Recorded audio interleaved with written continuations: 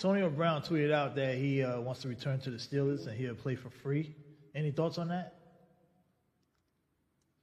No? But before I get too deep in my speech, I want to say, I know the media is going to call me crazy, me and Trump crazy for having me speaking here. You know why I'm so sweaty? Dad, I've been watching Jaden Daniels on film. That's it. But I want to make this clear. We are not. They are. That's what has me feeling really nice. Is that crazy? That's really insane, right? They were playing that song about you swag and surf, and the whole stadium was moving. And I looked around, I was like, this is pretty sweet. And by the way, Tampon Tim Watts, he isn't a real football coach. He could never guard me. It's the fourth quarter. We're down a field goal, but we're on offense and we've got the ball. We're driving down the field. Michigan at the 41. What a hit! Ball's free on the ground. South Carolina deserves to have it, and they do. Get it, Jerry. Quit it, Jerry. Retire, Jerry. We gotta fire Jerry. Boy, you know this team super bad. I ain't lying. Every week we taking belt to ass. That shit pissed me. That cannot complete a simple pass. What he tryna? Man, how long is this shit gonna last? Who you throwing to? In the criminal justice system, sexually based offenses are considered especially heinous. In New York City, the dedicated detectives who investigate these vicious felonies are members of an elite squad known as the Special Victims Unit. These are their stories. I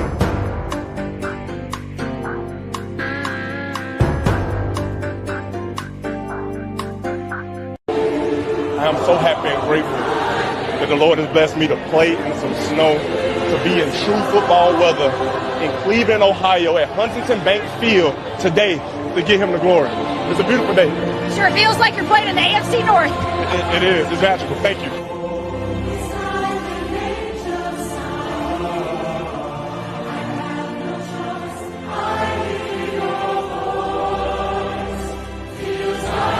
The horse is prepared for battle, but victory comes from the Lord.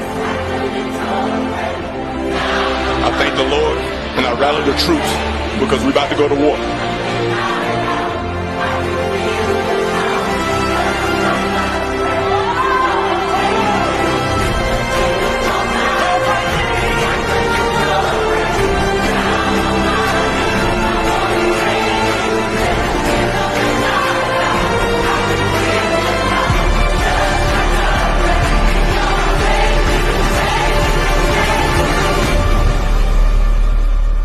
I just declined the fucking penalty. They marked the.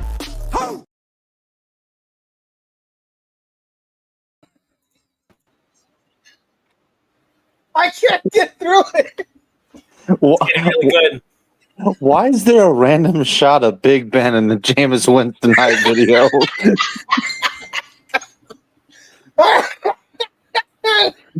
I don't know it perfectly. Dude, I couldn't, when I edited that today, it was so hard. This is how much I was laughing. I have to line things up very perfectly. And I'm trying to get Jameis's shit to line up, but I just can't stop. Oh, dude, what a great addition to the Mean Train. I'm so glad we did this. Jameis Winston, you are the man. You are the horse prepared for battle. Guys, it's week 12, or no, it's week 13. Week 12 is past.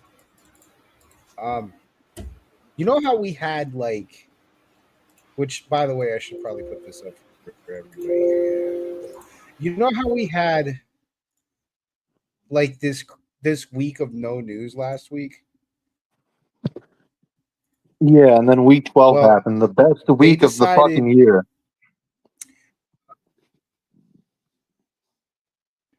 Yeah, they just decided, all right, well, since you didn't have any news last week, we're just going to give you fucking 2 weeks of news this week. So we got a fucking hell of a thing to fucking deal with over here. So first things first, everybody cool? Everybody had a good time this weekend? Chilling? Yeah, it was a good weekend. Blessed weekend. Yes. A blessed weekend. Perfect. That's a perfect way of putting it. Viewers, if there's any connectivity issues today, StreamYard's being weird, but we should be all right. I'm getting the green over here, so we should be all right. But if there is any connectivity issues, just bear with us. Fucking see already we're having the problem with the Instagram. All right, I'll figure it out. I'll get up there. Well, let's get to the fucking news, dude, because we've got an insane amount of shit going on today. First off, we can go ahead and reset the timer. The Rams' receiver, Demarcus Robinson's been arrested for suspicion of DUI. He was cited and released to a responsible party. Arrest happened at 5 a.m. Monday morning. So after they got their asses kicked by Philly. This happened earlier in the week, but it was too late for a UFA. New York Giants released Daniel Jones. This was after they had him playing safety in practice, and he was like the 100th string quarterback on the depth chart. So clearly this is how they get rid of quarterbacks. They make him do a press conference and take responsibility for the Giants' poor performance. And then they whisk him on his fucking way. Saquon Barkley offered some words of encouragement. And since his release, Daniel Jones has cleared waivers, and he's already turned down an offer to the Raiders. So at least, he's smart. So before I go to the next segment, guys, where do we think Daniel Jones is going? And how fast do we think he's getting there? I wish the Dolphins would have picked him up because we don't got a backup worth shit. Yeah, these are the fucking dude. We're not that smart. So $250 million fucking contracts. No, you pick them up for like $300,000 for the rest of the year. Yeah, that is true. And you get a comp. I saw on Pat's show that whoever picks him up also gets a draft pick for fucking picking him up. So like $300K, you buy yourself a backup and a draft pick. Like, why are we not funding this? Well, it looks like he's kind of smart, so I don't know if he's going to pick to choose to go there. Yeah. I mean, if he turned down the Raiders, he's probably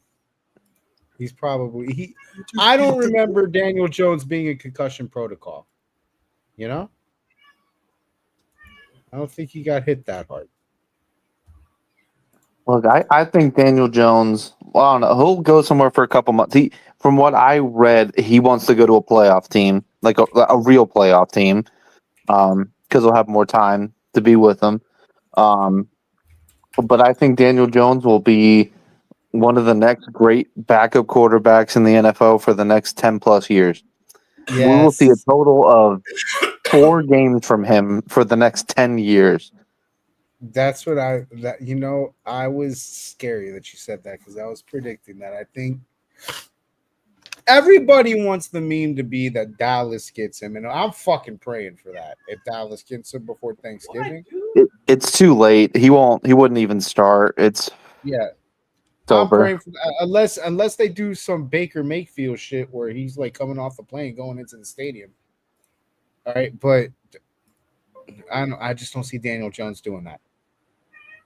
What I think is probably going to happen is he is going to end up with Dallas 2 weeks from now because they ain't got no fucking quarterback, or he's going to end up on there's the other fucking team that just had their issue, not the Raiders. They had another fucking quarterback died a couple weeks ago.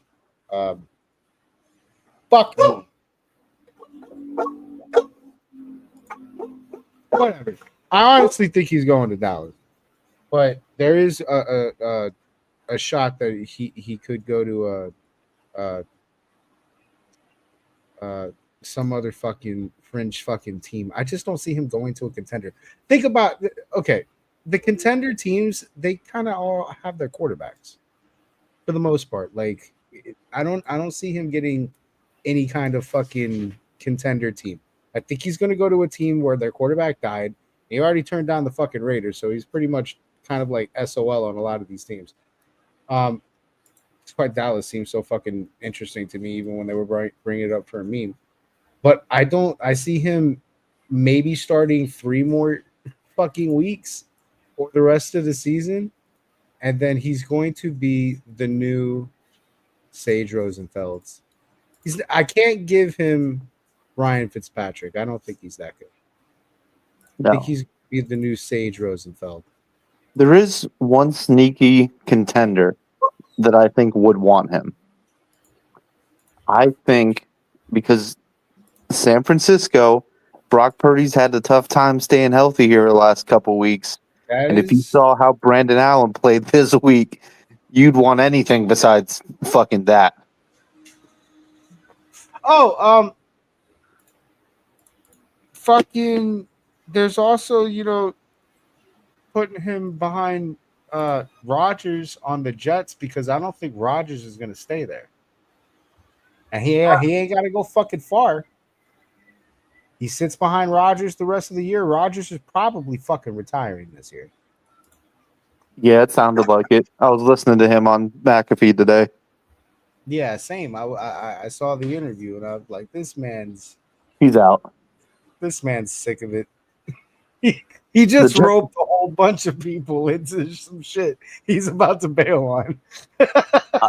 Look, and it's crazy how this played out because at first when he went to the Jets, I'm like, God damn it, I can't like you anymore because I used to like Aaron Rodgers. I'm like, damn, I gotta hate this guy now.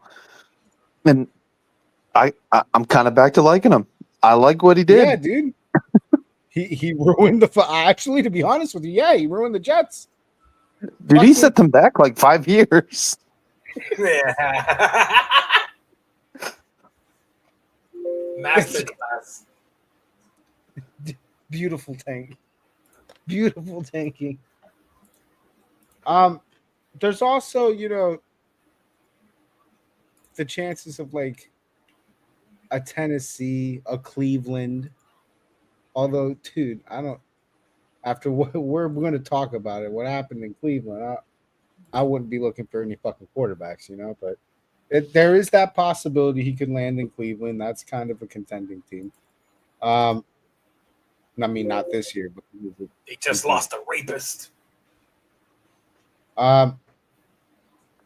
Either way, yeah, I think Brendan, your synopsis is correct. This guy's a forever backup, bro. Well, because he has the luxury. If you were a first-round draft pick quarterback, you will get 5 billion chances for some reason, and that's what he is. He's gonna get all the chances in the fucking. Well, I don't know. The league was pretty fucking quick to kill Josh Rosen.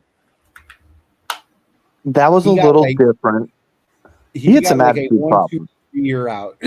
Yeah, well, it sounded like he was kind of a piece of shit. But and by all accounts, you could talk about Daniel Jones, how he's been inconsistent, but there has been games where he's played good. He has athletic ability, and by all accounts, he's like a good dude. I've never heard something about like Daniel Jones being a piece of shit. Yeah. I mean, he did have that fucking press conference, bro, and that was. Yeah, that was a realest press conference ever. Yeah, like, hey, sorry I sucked. I can't believe he did it. Like, I thought somebody, like, there was a midget, like an odd job behind his back with a gun. Like, you fucking tell him everything, all right? You fucking tell him it wasn't Daniel's fault. This shit was your fault, all right? And it totally wasn't, bro. Like, I feel so bad for the dude. Like, I mean, obviously he was overdrafted. That's not his fault. But you can look at the Giants, bro. They got so much shit going on, like on the field, off the field. What team is going on? God, I can't wait to get to that. I'm saying, like, look at them releasing Saquon. Like, it's all Giants fucking dysfunction. You can even just look at the safety position. Someone posted this. If you just look at the safety position of the people they've just straight up fucking released, it's embarrassing. It's like fucking Julian Love, Xavier McKinney, Jabril Peppers. Like it's an all-star team, and they're just like fucking all you guys can leave. I can't wait to get into it, but it's perfectly New York. But okay, let's move it on. Let's move to another New York team. You think the Giants are about to hit the reset button hard? I do. I think they're about to fire everybody. 1,000%, bro. I think everybody's dead except Dable. No, I think Dable's dead too. I mean, knowing the Giants owner, that I can't throw that possibility out, but the Giants owner did say that he didn't say it, but Dable and he's letting the Dable and the GM do a little too much. You know what I'm saying? But the Giants owner has fucking flat out said that he wouldn't fire. Like, what was Dable's replacement? Because I remember him getting fired like 2 weeks after he the Giants owner said, "Oh, we're sticking with this guy. He's my fucking coach." Fired the fuck out of him 2 weeks later. It was like the funniest shit I've ever seen in my life. Well, they'll be smart if they just fire the GM and keep Dable. It's the GM that's the fucking problem. I think Dable's safe. I hope so. I mean, for their sake, I hope so. He's a good coach. But Dable's a dead ass man. Sorry, I spilled some beer. Let's talk about another fucking New York team. Dick. We got it. Dick over the weekend. Oh yeah, dude, this is a fucking amazing story. Okay, I had to double check this because I was like, "There's no way this is real," and this is how this happened. He flew in via helicopter during a practice. I think this was on a Friday. Yes, this is a good one. When he came in via helicopter, it was specifically to ruin Joe Douglas's day. So when Dick arrived, Douglas was standing next to Coach Albright, and he had made a joke saying, if he pulls me off the field, it's been an honor working with you, and they laughed about it, had a good old laugh. Dick pulled Douglas off of the field and fired him. Right there, that is exactly exactly how it happens. To know how that fucking place operates, No, but here it gets fucking better. You know what the Jets are doing? They're consulting Mike Tannenbaum to help them find a new coach and GM. And don't worry, they ain't got to look far. Tannenbaum's been sitting next to their new potential coach for the last 3 years, talking football out their ass. They're trying to bring in Rex Ryan again. So Tannenbaum and Rex, that worked. Although, in their defense, I think that was probably the best the Jets had been in like 20 years. I was about to say Rex is probably the best coach when Rex was coaching them. But Tannenbaum was fucking terrible. Oh man, feet insulting him on anything is insane. What's crazy about that is the way they worded it is that they weren't like, okay, so it's Tannenbaum consulting them, but specifically it's a blog that he is on called the 33rd Team. So technically the Jets are consulting a blog on what they should do with their team. And I understand there's some nostalgia with Rex Ryan, but let's just be real. Football is a different sport now between 2008 and now. He's going to get bodied. If he runs the 2008 Jets playbook, they will score 10 points a game. They'll look damn good, dude. No, they won't. No, hey, listen, though. If you think it's crazy that they're consulting a blog for their team, you also got to remember who's really running the Jets.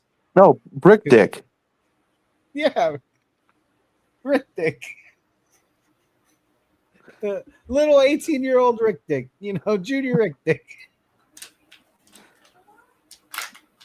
When I read that, I was less shocked of the news that he was consulting his dad, more shocked at the fact that his name is Brick Dick.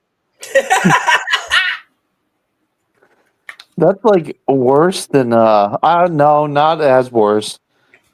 It's a little better, but when I found out about Steve Kerr's kid, you guys heard about that one? Kerr, not to get canceled. Nick Kerr. You got to put Nick Kerr. That's the appropriate amount of time before. You can't just be screaming out Nick Kerr. Yeah. You can't just announce it. It's Nick Kerr. You know what I'm saying? You got to give enough time. Yeah, if your skin is a couple shades dark, and maybe you can get away with it. But I'm so glad Andy hasn't made it to the cast yet. We need him. He's the only one that can say Nick Kerr. Yeah, we're gonna need him for basketball season.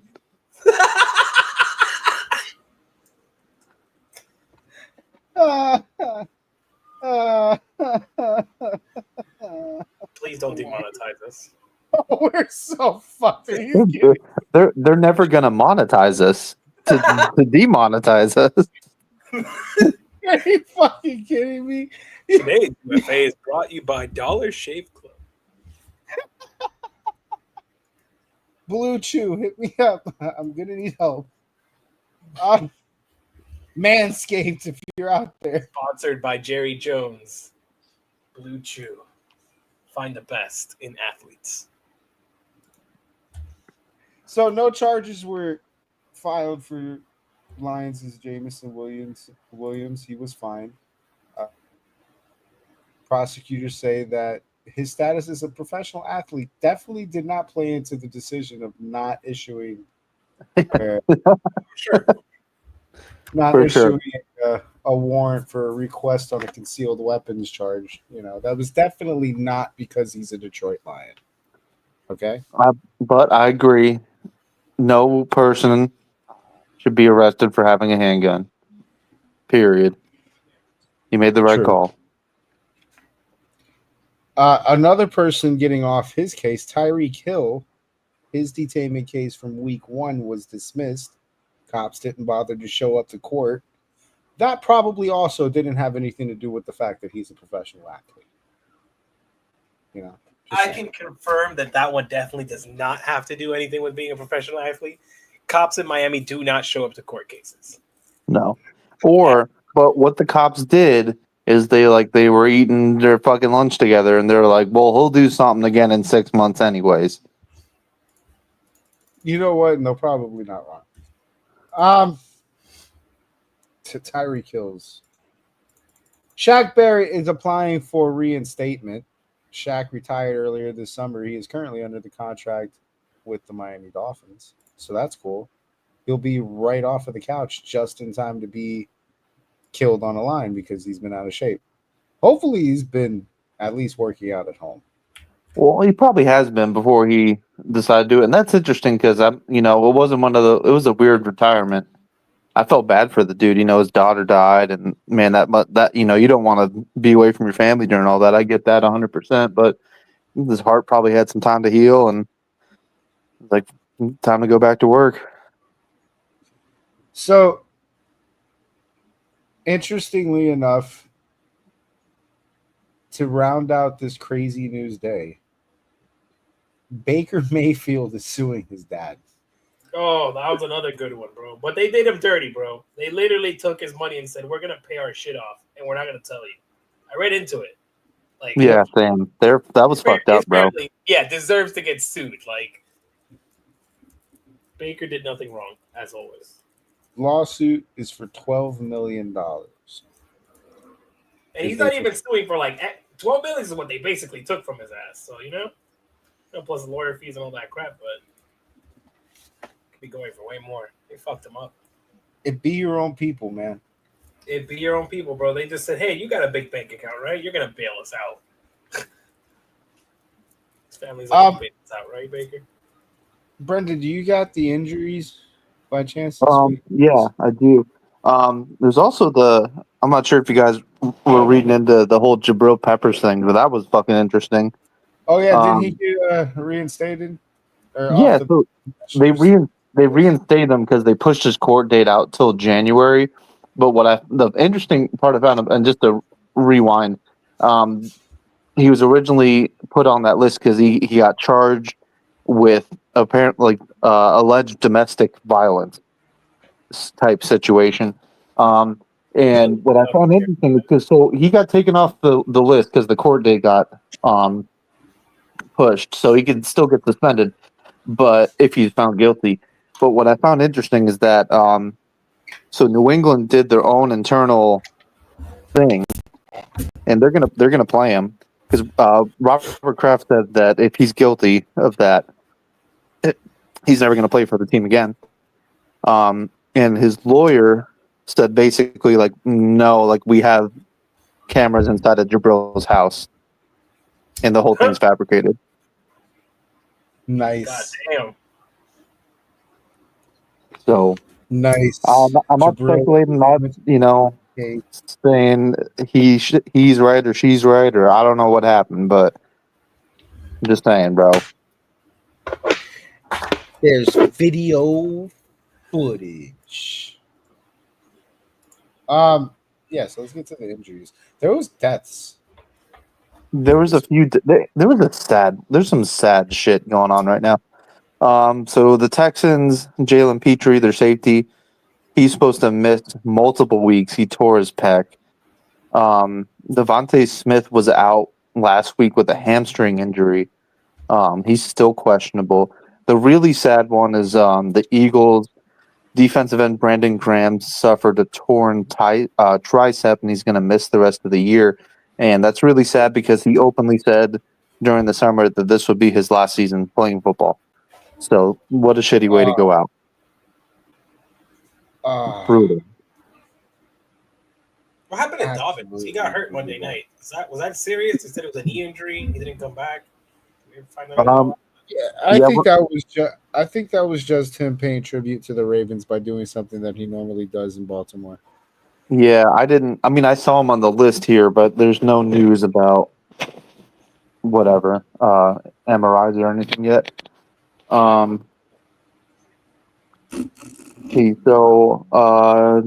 Nick Bosa and Brock Purdy, they were both out last week.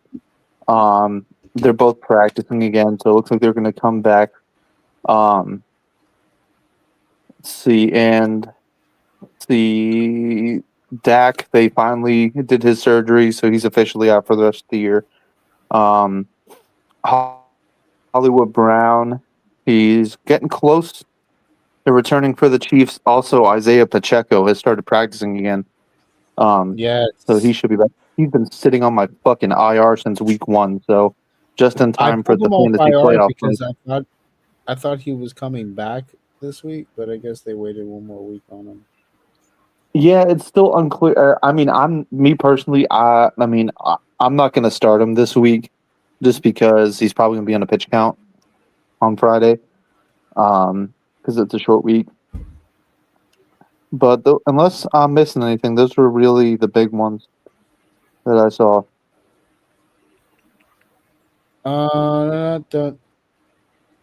Nobody's quarterback died, right? That was just Brock. Oh wait, no, Gardner Minshew dislocated or broke his collarbone. Yeah, right. Yep, Gardner. And Minshew that's brutal.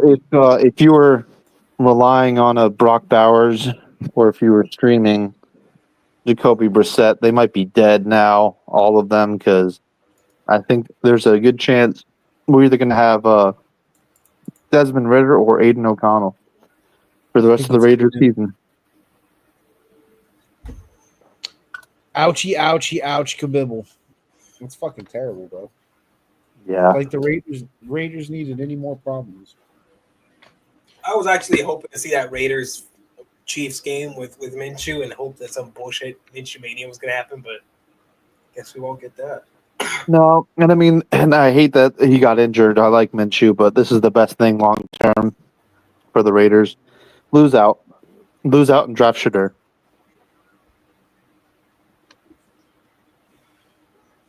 Yo, that's actually not a bad idea, dude. Although, would Dion go for that? I feel like Dion's gonna block any. I mean, because you got to think about the teams that'll be up. Let's see. Let's look at the draft order real quick, because he's going to go top 5. Because no matter what, I mean, you're going to go to a team that had a bad record the previous year. So it's just a matter of picking the least cursed place, really. So we're looking at Jacksonville. The top 5 right now is Jacksonville, Giants, Vegas, New England, Carolina. You can take out Carolina, New England, and Jacksonville because Jacksonville just paid a guy. New England and Carolina just drafted a guy. So it'd really be between him going to the Giants or the Raiders. And really, when you think about like factories of quarterback sadness, they're actually 2 pretty good organizations when it comes to quarterbacks. Like they're not. That's a pretty lucky thing for him, as opposed to ending up in Cleveland or the Jets or. Those teams are still top 10. The Jets and Cleveland, they're 7 and 8, but they'd have to trade up.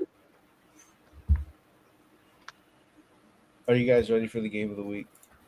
Oh, hell yeah, I'm ready for the game of the week. I know who was ready for the game of the week this week, too. I am so happy and grateful that the Lord has blessed me to play in some snow, to be in true football weather in Cleveland, Ohio, at Huntington Bank Field today to give him the glory. It's a beautiful day. Sure feels like you're playing in the AFC North. It is. It's magical. Thank you.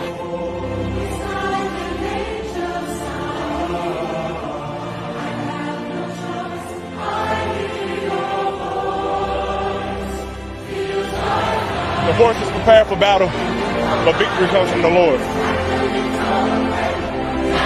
I thank the Lord and I rally the troops because we're about to go to war.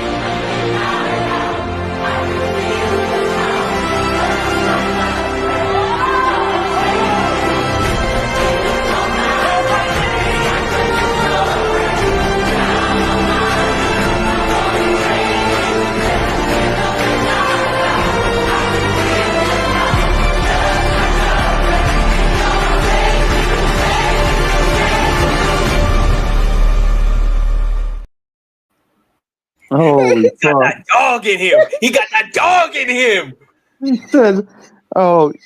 He said in his pregame hype up speech in the tunnel. He says it's about us. It's not about the lights. It's not about the cameras. It's not about the action. It's about the action. It's about our action. How are we not been starting him the whole year? Why were we subjected to Deshaun Watson when we could have had this? This is what happens when you choose the Lord over evil. All right? You get rewarded with wins in the snow against Pittsburgh. Wins that you shouldn't have ever had. Dude, okay. Steelers 19, Browns 24 on Thursday Night Football. There was no way this wasn't going to be the game of the week. There is legacy games, and then there is the Jameis Winston legacy game. And that is a legacy game, okay? There were ups, there were downs, there were touchdowns, there were fumbles, there were interceptions, there were helicopter touchdowns. This game had everything. They had an impromptu blizzard. Yeah, and a blizzard for fucking out of nowhere.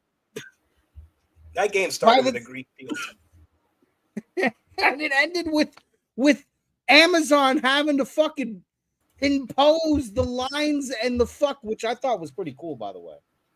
That they could do that. It went full. Every time they would zoom out, it literally threw me back to the 90s where you had to like adjust your antenna because you couldn't really see the freaking stream. Like it was amazing. He was eating the snow, throwing Tomlin eating the snow. Taking on that game, witnessing that game, you knew the rest of the week, no matter how good you saw another game. And I mean, don't get me wrong, we'll talk about the Ravens and the Chargers. Great game, but it wasn't this. Yeah, there No, was it's not even the rest of the weekend. It's the rest of the fucking century. Yeah, this might be the game of the fucking millennia, bro. This is what these pro indoor football fucking momos want to take away from you. Every time when a team says, we're going to build a fucking dome, you go to their stadium and you fling shit at their windows. You teabag them immediately. I mean, unless they lived in San Francisco, I don't think there's any cool weather events that live that. No, there's nothing. There's nothing cool about San Francisco at all. They got nothing. Like they could have a dome. No You one know, cares. this is an unpopular opinion, but we really should play football games when there's lightning. It's not gonna hit. At least not. You know those lightning delays that we get. I want weather to be fucked when you're playing foot. You know, like Miami during a fucking afternoon hella storm. No. That there has to be some exceptions for the cursed teams. Miami, the Jets, so on and so forth. Because if we did a thunder and lightning game in I don't know, in Buffalo or in fucking wherever, in Kansas City, nothing would happen. If the Jets have a lightning game or the Commanders have a lightning game, a player's gonna die. And it'll be a 1 in a million. I can't believe it chance. Yeah. You know, like he won a lot. This is why we didn't have lightning games, guys. And it's like, who would have thought? I'll have to say that. So back to Thursday night, I had, and for me personally, one of the best football experiences of my life. So I went to, I got off work. There's a local sports bar called Walk-Ons. I go to Walk-Ons. I get me my dinner, enjoying myself. We're watching the game. And mind you, I live in Wichita, Kansas. There's no fucking Browns fans here. There's no fucking Steelers fans here. We're just a bunch of football guys, right? I had my girlfriend with me. And, around halftime, we were finished with dinner, and she's like, oh, we got to go home. I'm like, no, we can't leave yet. She's like, why? I'm like, you wait, you'll see. And the whole bar, we all turned into Jameis Winston fans for those brief 3 hours. And it was magical. Everyone was screaming, celebrating. You felt the Lord within you, dude. Like I did.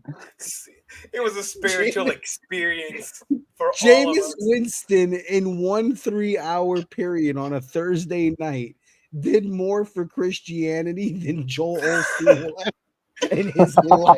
Okay. He changed people. Oh, we are so back. He changed people for real. Like there were people by the end of that game that were sitting there like, all right, Lord, I believe the Lord.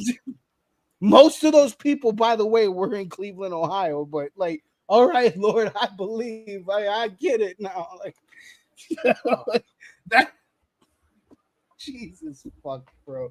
Hey, look, I can't wait for Jameis to start a mega church, bro. I might join. Like at that point, you might I'm almost going. be forced to. You can't. All right, so I'm already not an atheist, but this is the most compelling argument against the atheists I've seen in my life. A team that had zero chance to win. We all agreed on this. So there is no fucking way the Browns win this game. And then Jameis comes on pregame and said, "I dedicate this game to the Lord." And then at halftime, the Lord said, "I am going to create the most massive blizzard you have ever seen and hand deliver my message to Jameis Winston." Oh man, it was crazy because going into halftime, you could tell the snow coming in, but after halftime, man, that field was white. Like it was a bomb blizzard to create perfect conditions for out of a fucking movie, Jameis Winston legacy game.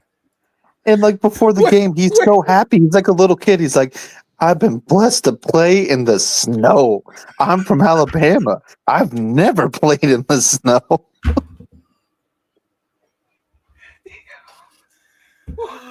You guys put it like this, yo, for real. Like, this is the best case that God exists. I've haven't.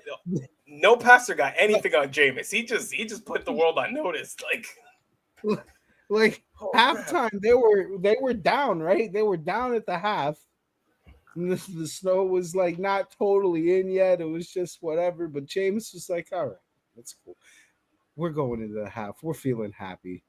I don't know what sermon they preached in the fucking locker room that made a snow blizzard came out, but that when they come out the locker room and the snow's fucking all over, it's a white field. They're plowing shit off. Yeah, that's the best message that God exists ever, because the horse was prepared for battle and he was battling. He was fumbling and he was throwing picks, but he was fucking battling, and the fucking victory was delivered by the Lord in the form of snow, which is why fucking George Pickens can't seem to wrap his head around the fact he fucking lost. Dude, and it wasn't even like, oh, it was just snowy. Like, I said it in our chat. Jameis Winston at the same time is the best quarterback and the worst quarterback in the NFL. So we had the worst quarterback in the first half, and he was throwing fucking dots in the second half on the run, 40 yards down the fucking field. Like, it was incredible. He couldn't even see where the fuck he's throwing. We were squinting. Remember, we were commenting on the man was squinting, and you're like, Monkey literally said that's how he plays best. Like when he can't see, like that's when Pete Jameis comes He out. was trained for this. That was definitely his moment. You mean to tell me in fucking low visibility where everybody can't see, Jameis Winston is not the strongest player on the field? He's played his whole career blind.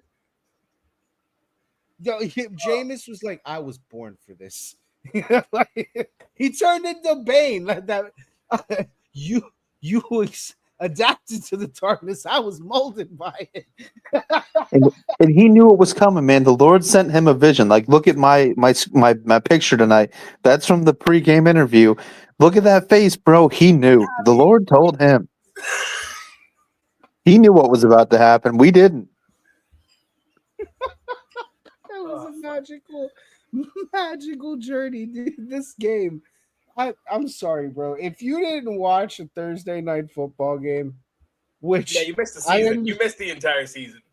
I understand Thursday night football hasn't had the greatest reputations for good games, but man, did they fuck. The Lord was testing us, and He was preparing us for this game. That's right. That's why our patience was rewarded. This is why you sit through 5 straight AFC East Thursday night games. Because eventually, we're going to get this. You're going to get a Jameis Winston legacy game. Our patience was rewarded by the Lord. God, what a reward, dude. What a game. I could talk about this game forever. Yeah, we could spend the next 3 hours on everything that happened. There's a couple things on the Steelers I'd like to say, though. So someone posted a really funny thing on Instagram. I think it was NFL memes that they said the Steelers have a CTE demon that just goes from wide receiver to wide receiver. And that shit was so true, bro. Did you guys go back and see what George Pickens was doing during the Hail Mary? So during the Hail Mary, he decided, you know what? Fuck this play. Fuck this game. Fuck this DB. I hate everything. Fuck this crowd. Fuck Cleveland. Fuck this whole shit. Like, dude, he turned into such a fucking demon. He a literal demon. Jameis Winston exercised him.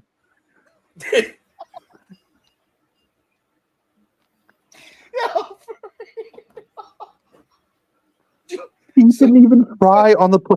Not a single Steelers wide receiver or tight end actually was trying to catch the ball on the Hail Mary.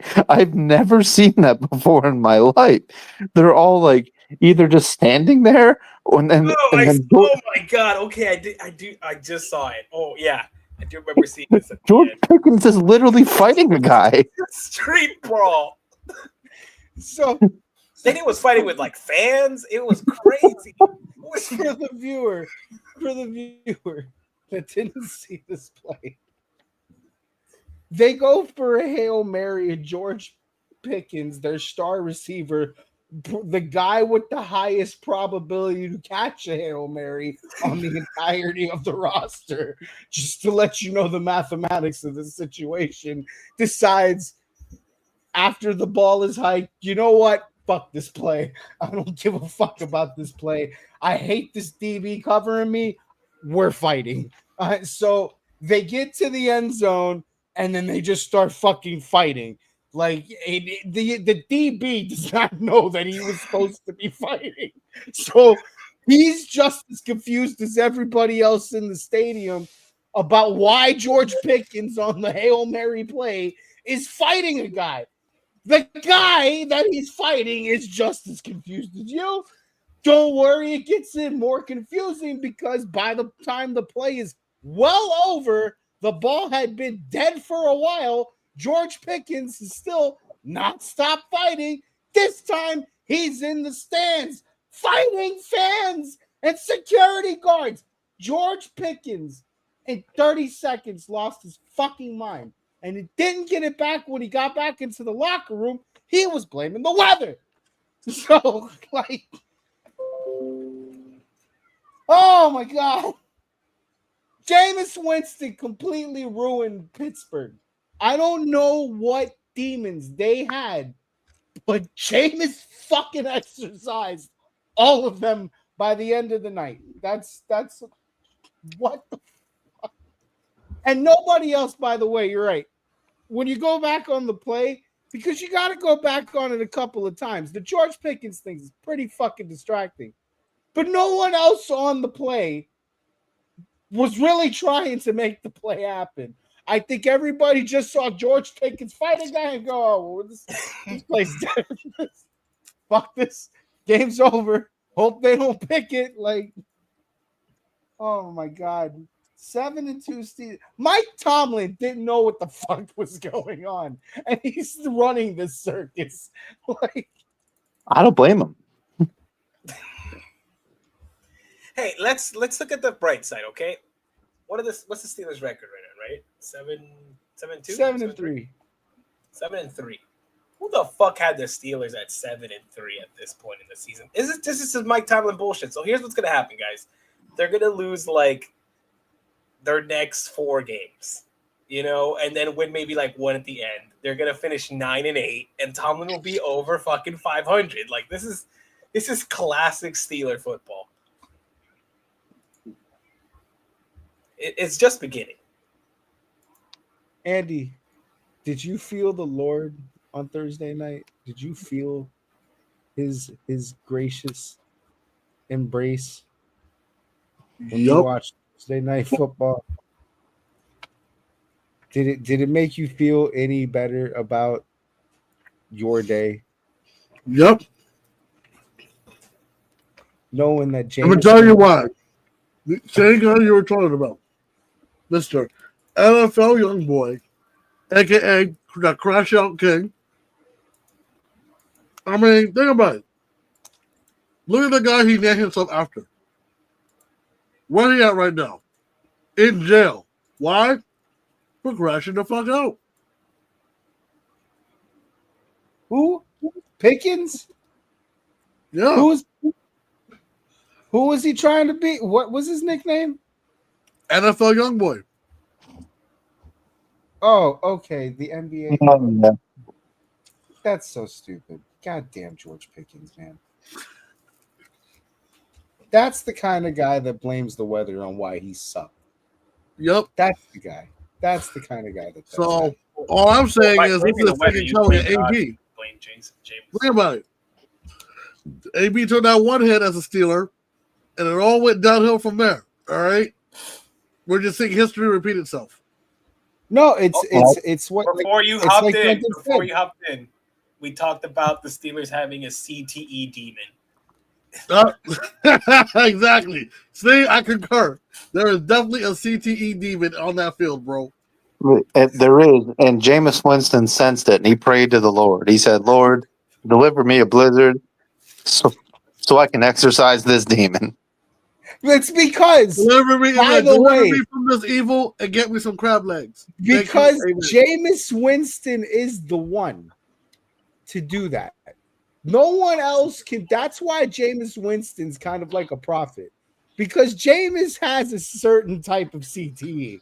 Whatever type of CTE Jameis has, it is the complete and utter opposite of the one that Antonio Brown has. So he has a CTE angel instead of a CTE. Yes. He has a CTE angel that brings upon to him victories from the Lord in the form of blizzard, halftime blizzards. Jesus fucking Christ. Okay. The player of the game, by the way, as much as we talked about Jameis Winston. I love how we haven't even got into that. 10 out of 10. It was Nick Chubb, 19 points, 20 carries, 59 yards, 2 touchdowns. No one cared. Jameis Winston was the player of the game. All right. I could talk about Jameis Winston forever. We can make a whole episode out of that. But there are other games. But let's talk about some other. Let's talk about some more football. Vikings 30 at Chicago Bears 27. This game ended in overtime. I'm surprised I guess it didn't. Forget the fantasy player of the game because I guess I didn't write it down. Forget that. It doesn't matter. The Vikings squeaked by the Bears. That's the most important thing that we need to understand about this. On top of the fact that I don't know what's going on with defense or why we let the Bears that close in when Brian Flores has been fucking utterly annihilating quarterbacks. And I didn't think Caleb Williams was going to be the guy to make him an idiot, but whatever. I mean, I can't even say that he made him an idiot because there was a couple of lucky fucking things that happened in this fucking game. This game wasn't exactly clean, but overtime against I wouldn't have had that. That's my whole peg on this. I wouldn't have had this being a close game. And Justin Jefferson only having 5 points in fantasy because most of his that's such bullshit. That's such bullshit. Because most Addison of his yards came on one fucking play. All the points. Like what the fuck, man? What the fuck, man? Do you know Jordan Addison is not on like most people's fucking like starting squad? He's usually sitting on the bench somewhere. You assholes. I'm sorry. Brendan, go ahead. Where do we begin with the Bears? The Bears invented another new way to lose. That's where we begin with the Bears. I remember calling this shit live. Fucking, they kicked the field goal, and I'm like, oh man, they're gonna miss this, aren't they? Nope, they hit the field goal, and I know the Bears are gonna get stopped in overtime, and then the Vikings are gonna fucking win this game, and that's exactly what happened. The Bears are just fucking cursed, bro. I don't know what to tell Bears fans. You can do whatever you want, and you'll just find a new way to fuck it up.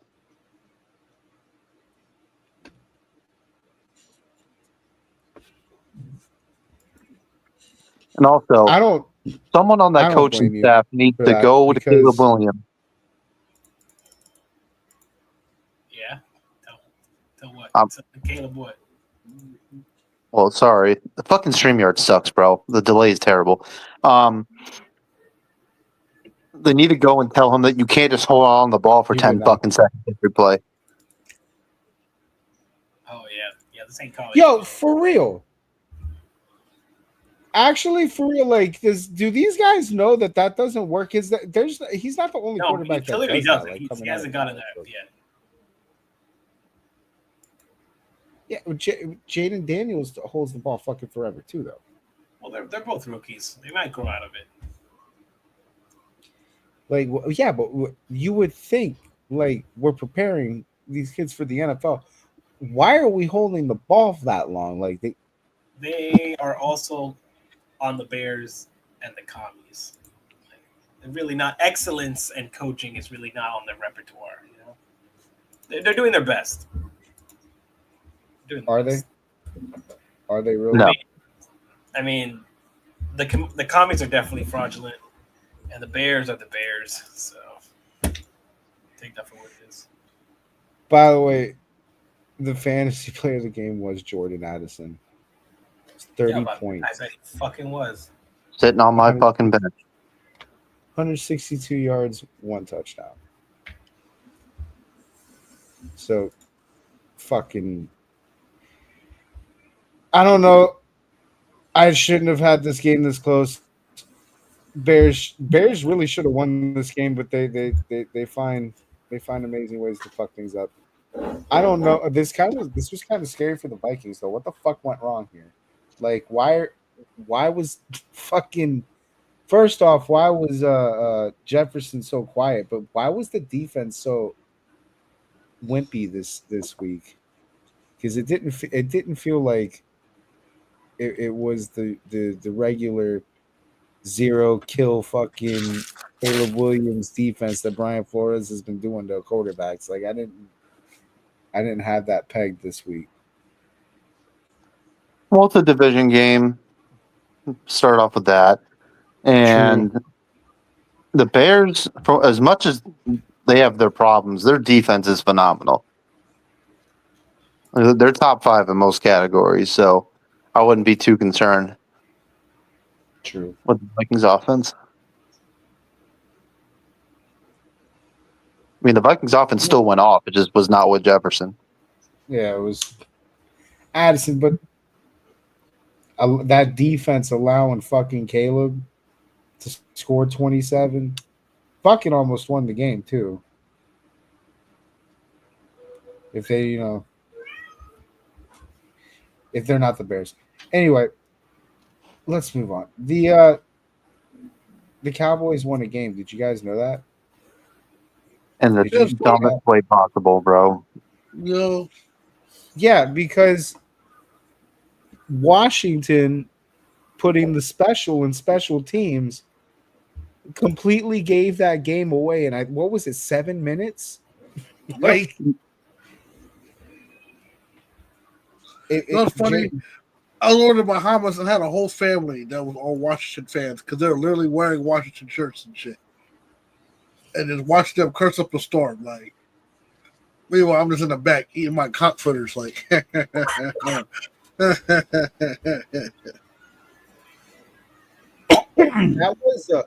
was the game was like 14-9 or some shit like that. It was a low scoring game until like it was 14-9 with 4 minutes left to go in the game. And then all that shit happened, bro. I can't even remember. I know there was a block kick or a block punt. There was a blocked kick, 2 missed extra points, 2 returns for touchdowns. There was a last-minute 80-yard touchdown to Terry McLaurin. Yeah, all his fantasy points, by the way, in that one play. Like he had no points, and then all of a sudden he popped off for like a billion. It was awesome. As someone who started him this week, it was incredible. What a ride! What a ride! Crazy.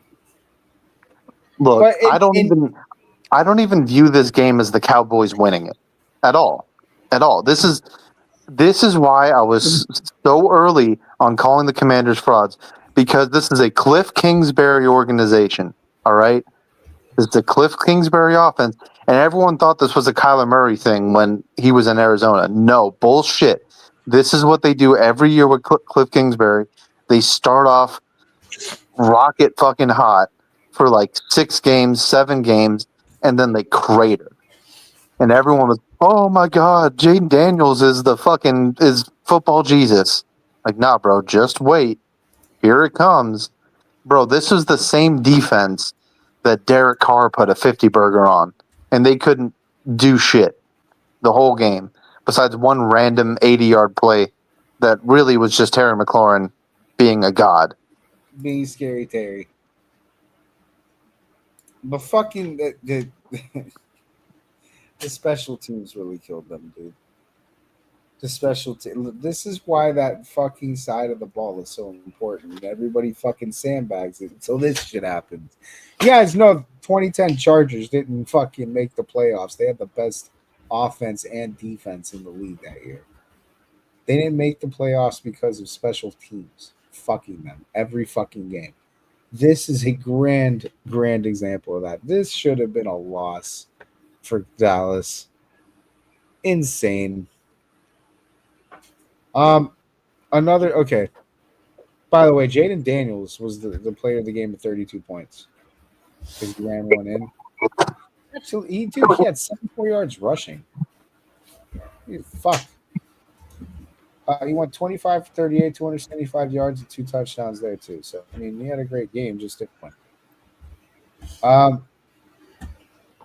Chiefs 30 at Panthers 27. I just want to point out now, PJ's not here. Interesting. Oh no, right? he only talks shit when he's up. Yeah, that's true. There's no defending this. There's no defending squeaking by the fucking Panthers. And there was no defending Bryce Young on Sunday, apparently. Did you fucking anyone watch the highlights? Jesus Christ. Where the fuck has this been, bro?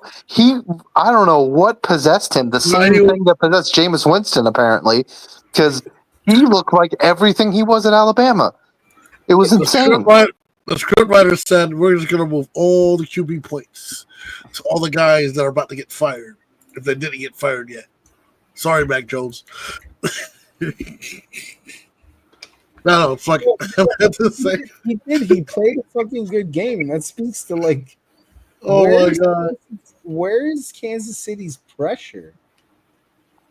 Like, at all? Did you see them in the backfield at all that game? Nope. I did. Where is Chris Jones?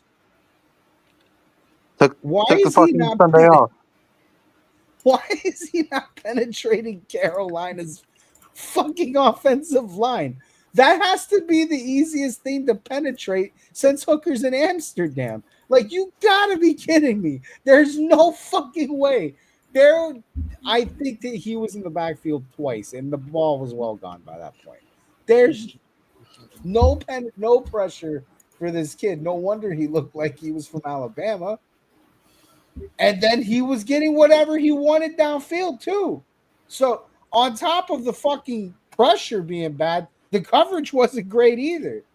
Patrick Mahomes basically had to put this game on his back and go fucking win it on a goddamn run, basically saying, I am not fucking losing to the fucking Panthers today. No one is fucking helping me. I've never seen that. Kudos to him. Greatest quarterback in the league, definitely. Got to give him props for that. Jesus fucking Christ. Well, Travis Kelce. All he does, and Chiefs fans don't want to hear this, but it's the reality of what Andy Reid has been his whole fucking career, is that every single one of his teams plays to their competition. They'll either play really good because they're playing a good team, or they'll play like shit against the shit teams. And he makes terrible fucking decisions every game. He's terrible at clock management every fucking game. It's why he got run out of Philly. It's just, you're lucky because you have Patrick Mahomes, bro. Like, that's all this shit is. And none of these dumbass fucking Chiefs fans even watch games that aren't the Chiefs, so they don't understand that. They're just like, oh, well, Andy Reid's great because we won Super Bowls. Like, no, he's not. He's really not, bro. He's an offensive coordinator who, for some reason, is a head coach and can't manage the clock. Cheeseburgers. Hey, I love cheeseburgers too, bro.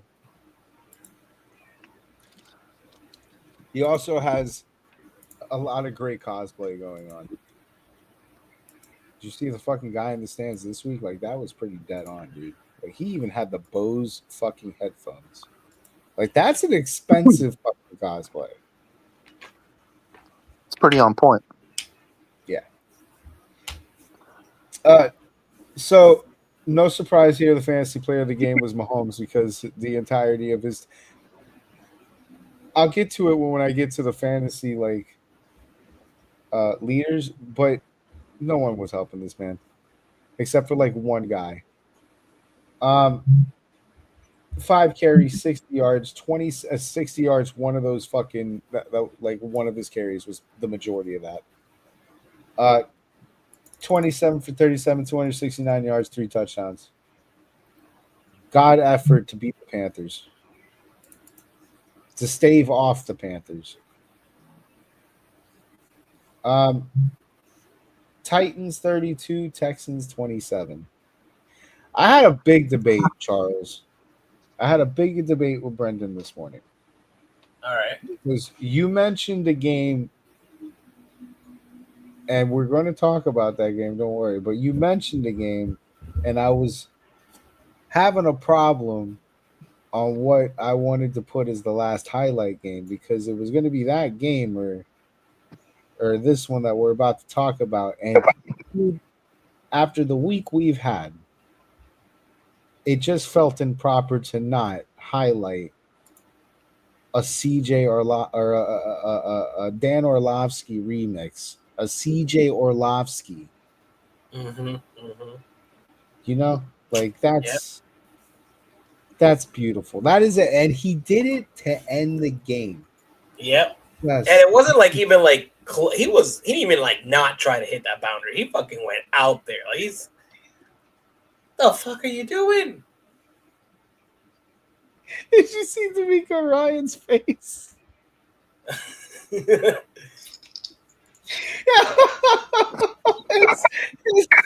his face and Mike Tomlin's face looking at fucking Kenny Pickett need to be on t-shirts forever, bro. Like the front and the back. Oh yeah, both of them were both. What the fuck is going on? This game, bro. Tony Pollard was the fantasy player of the game, dude. Yeah. This is what I have to say about this game. Tony Pollard, okay, 22 points, 24 carries, 119 yards, 1 touchdown. They let him do that. Bro, they let Will Levis dot them up. I sat here around week 5 and warned y'all about the fucking Texans, and everyone was like, "Oh, you're tripping. They're still winning games." You fucking wait and see, bro. They're playing like shit, and here it is. I've never seen a sophomore slump affect an entire team. Yeah. Like usually it's just all right, the quarterback's fucking us, but I've never seen a sophomore slump affect the defense. You know what I'm saying? Like that's whoa. Well, because they fooled you, bro. Last year the Texans fooled you into thinking that they weren't a permanently dysfunctional football team. They're just like the Bungles. Background music. They didn't add that last element yet of dysfunction. It was that Stephon Diggs flavor, that little bit of chemical X. Yep, that's all they needed. That was the magic. That was all right, talking about shit. And he's on IR. So and this was the same team that just 3 or 4 years ago had a literal preacher making football decisions.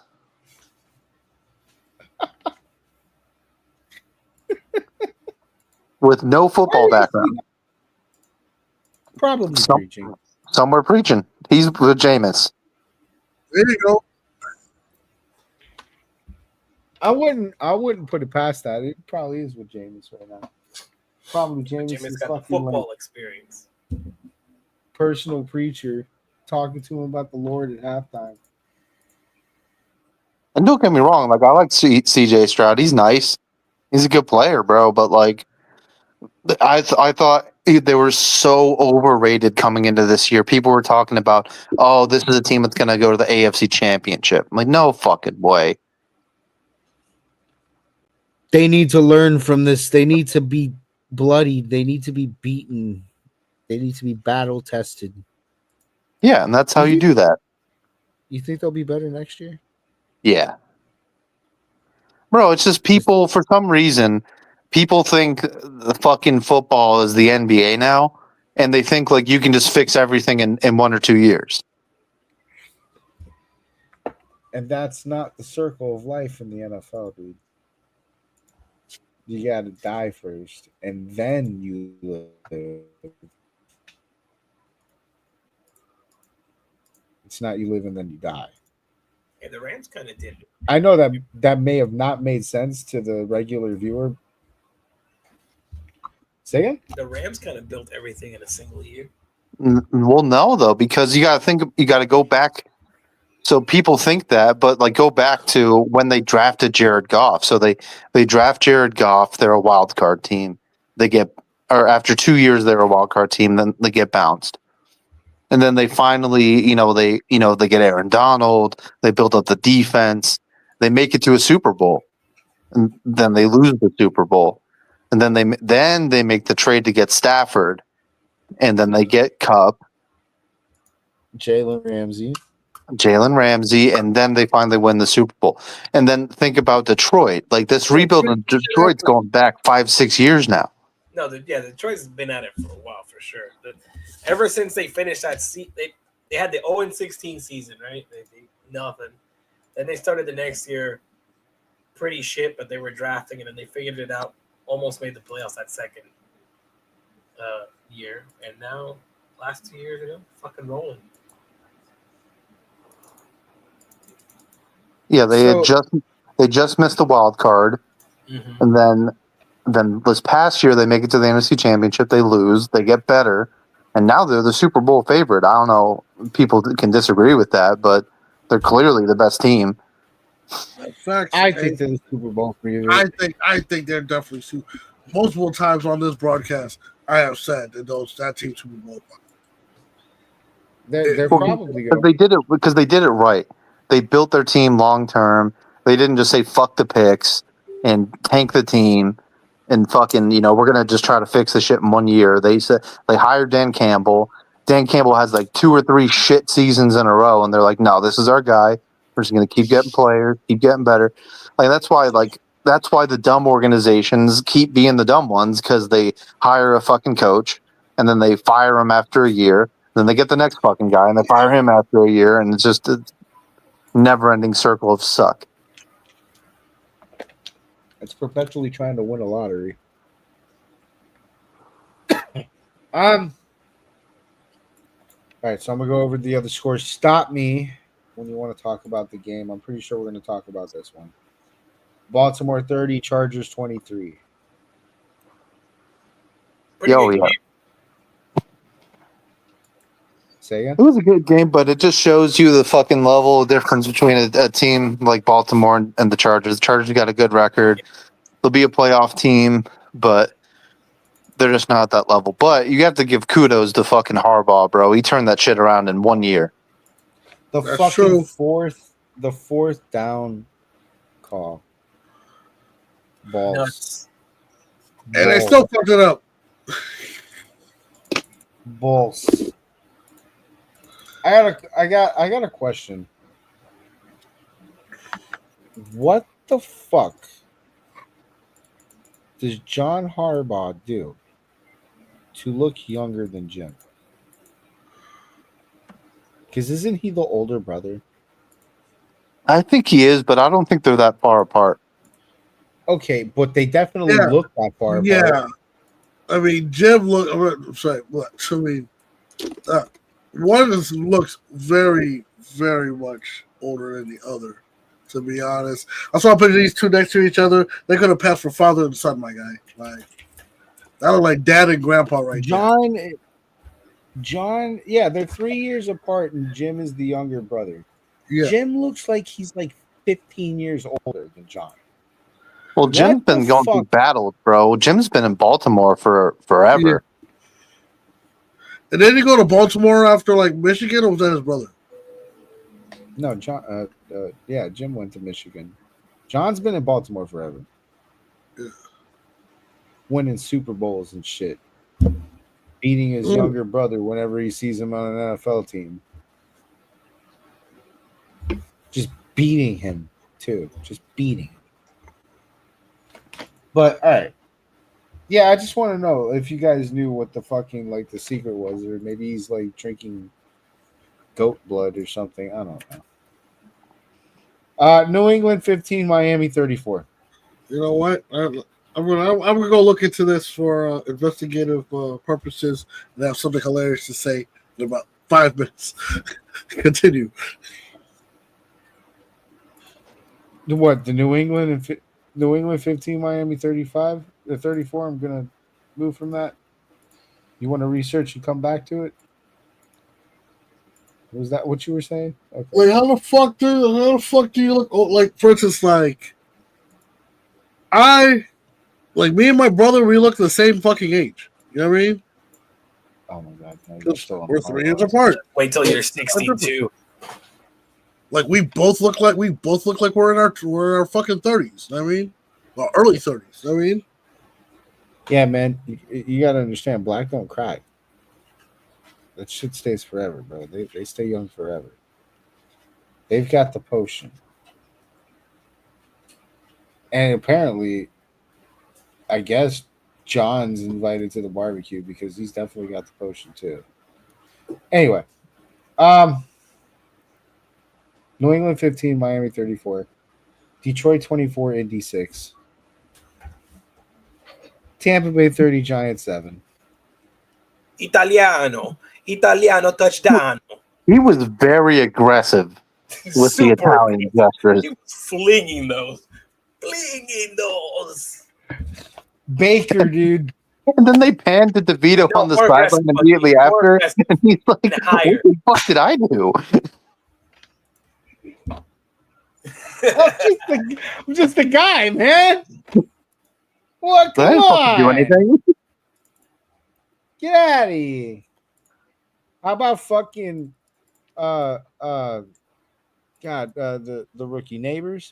How about Mally fucking Neighbors sitting there like, you know what? We're soft. We're a bunch of pussies. And how about this? It wasn't Daniel Jones's fucking fault. He's in hell already. It's 12 weeks in, and he's already in hell.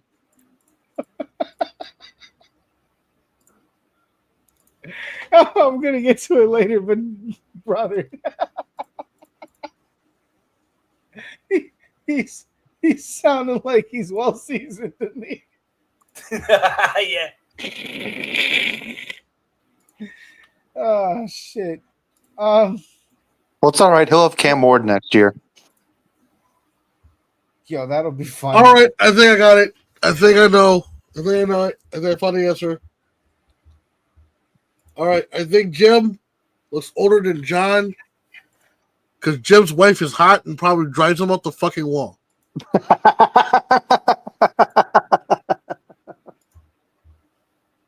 Perfect answer here, okay? Oh man, I'm so glad. I'm so glad you came up with that. I'm so glad that, like, in your brain, you're like, let's see what women they have to deal with on a daily basis. Like you have to find all the variables because you think about it. All right, obviously, since they're brothers, you can't factor out their family. They're in the same fucking family. I mean, all right. Like you look at their dad, you know what I'm saying? And, you know what I'm saying? That guy's a fucking legend himself. You know what I mean? So apple didn't fall far from the fucking tree. All right. Similar life experiences, obviously to the point where they have identical fucking like careers, like current day careers. All right. But one stuck around in one place, while the other ones were moving around. All right. In fact, I think the current chick is probably driving up the wall. But remember, this is his second wife. So the first one probably threw the first set of grades up in there, all right? All right, today on UFA, we are dissecting the Harbaugh family tree. Yep. Yes. We're going to get to the bottom of this. Oh, man, bro. Bill Belichick's going to look 90 by next year. Yo, all right. I know it's kind of fucked up for me to say, but they got a sister. Oh, no. Denver 29. Yo, she didn't get it, bro. She didn't get it.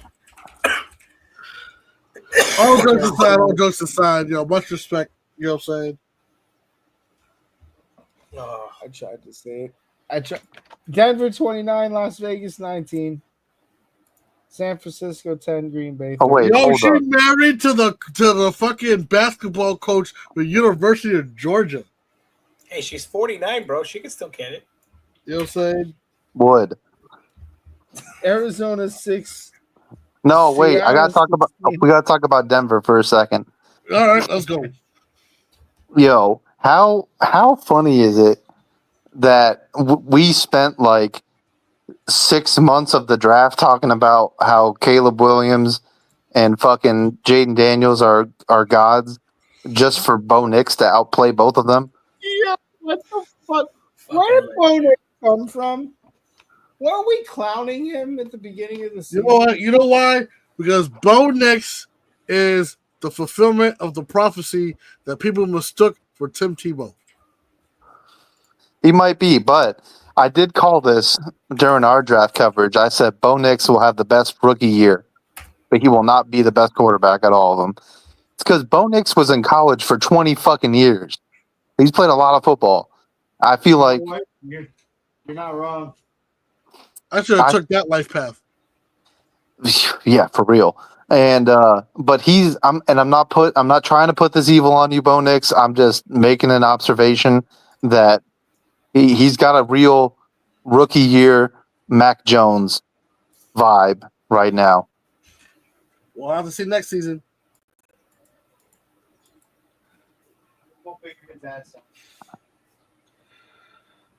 Like and what I mean by that is I think football to be over though. Well, what I mean by that is I think the Bo Nix that we see right now is his ceiling. Like I do not think we get more out of him. Oh no, that's not good. Then it goes back to Bo picks. Oh shit! Wait, I got you. Say it one more time. Bo picks. Oh, we had another really good one. Do you know the name of Steve Kerr's son? Oh, so what? We needed your help specifically because none of us can say it. Yeah, dude. Do you know the name of Steve Kerr's son? Let me look. Yeah, the Golden State Warriors head coach. His last name's Kerr. We need help with that because that's his son. Oh, I heard of him. I've heard of him. Oh my god! Right, Why didn't anyone warn him, bro? He knew what he was doing. He knew what he was doing. Listen, this is Steve Kerr we talking about. He's been around black people his whole professional life. All right, he knew exactly what he was doing. And you know what? I wouldn't take it this far. It was probably one of his black friends that told him to do it. And to which I applaud that man.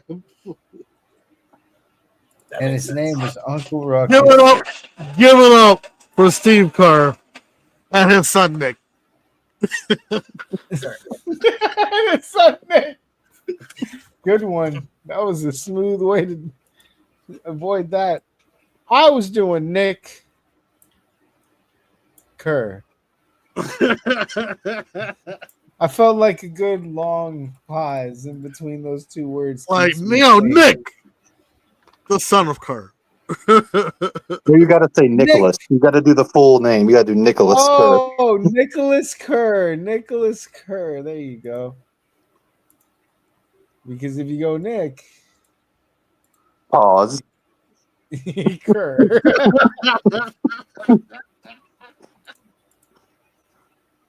All right. But know what I can't wait for? I can't wait for Noah Kanega to get drafted. Oh yeah. I was doing what to say.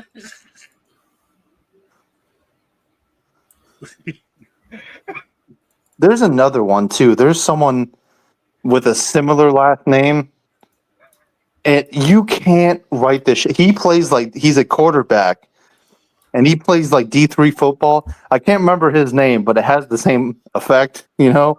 Oh And shit! he plays like D3 football. I can't remember the school name, but do you want to just guess what the mascot is? Oh, was it the gorilla one? It was the dude that plays on the gorillas. Yeah. Oh my god! Yeah. Hold up, I gotta find that. Yeah. Wait. It's like QB for the Gorillas. Yeah, and he's got a real suspect. Oh, I last found name. it. Luke Niggerman. What?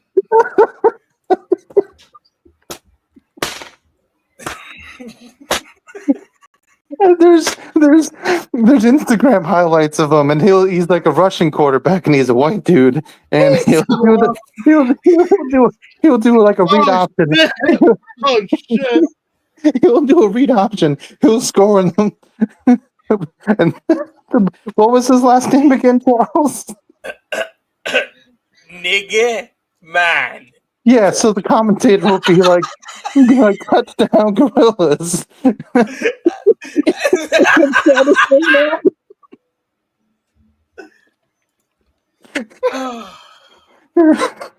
It's fucking insane. The simulation's fucking great. This is a real person. Oh, it's a real person. Wait till you find out. Wait till you find about there's a professional fisherman named I think his first name is like Luke. He's a professional fisher. His name is Luke Niggemeyer. Wow. You know what it was like? It was like that Dave Chappelle sketch when I had the Edward family. They were like, yeah, he's rich. This guy rich. You know what I'm saying? Well, my favorite family to live to. The I'm niggas. trying to picture Al Michaels on a Thursday night game in the fourth quarter, not giving one iota of a fuck, probably half drunk. And he has to say, and nigga man was sacked by Noah nigga.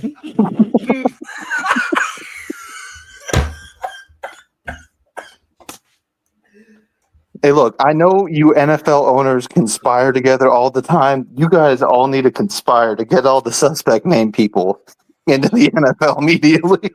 Actually, you know what?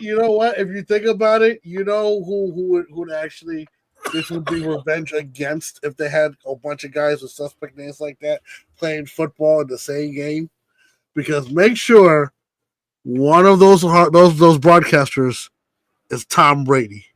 Once Tom Brady find the most creative way to get around. It's Tom Brady. He can do anything. All right, he's gonna find out.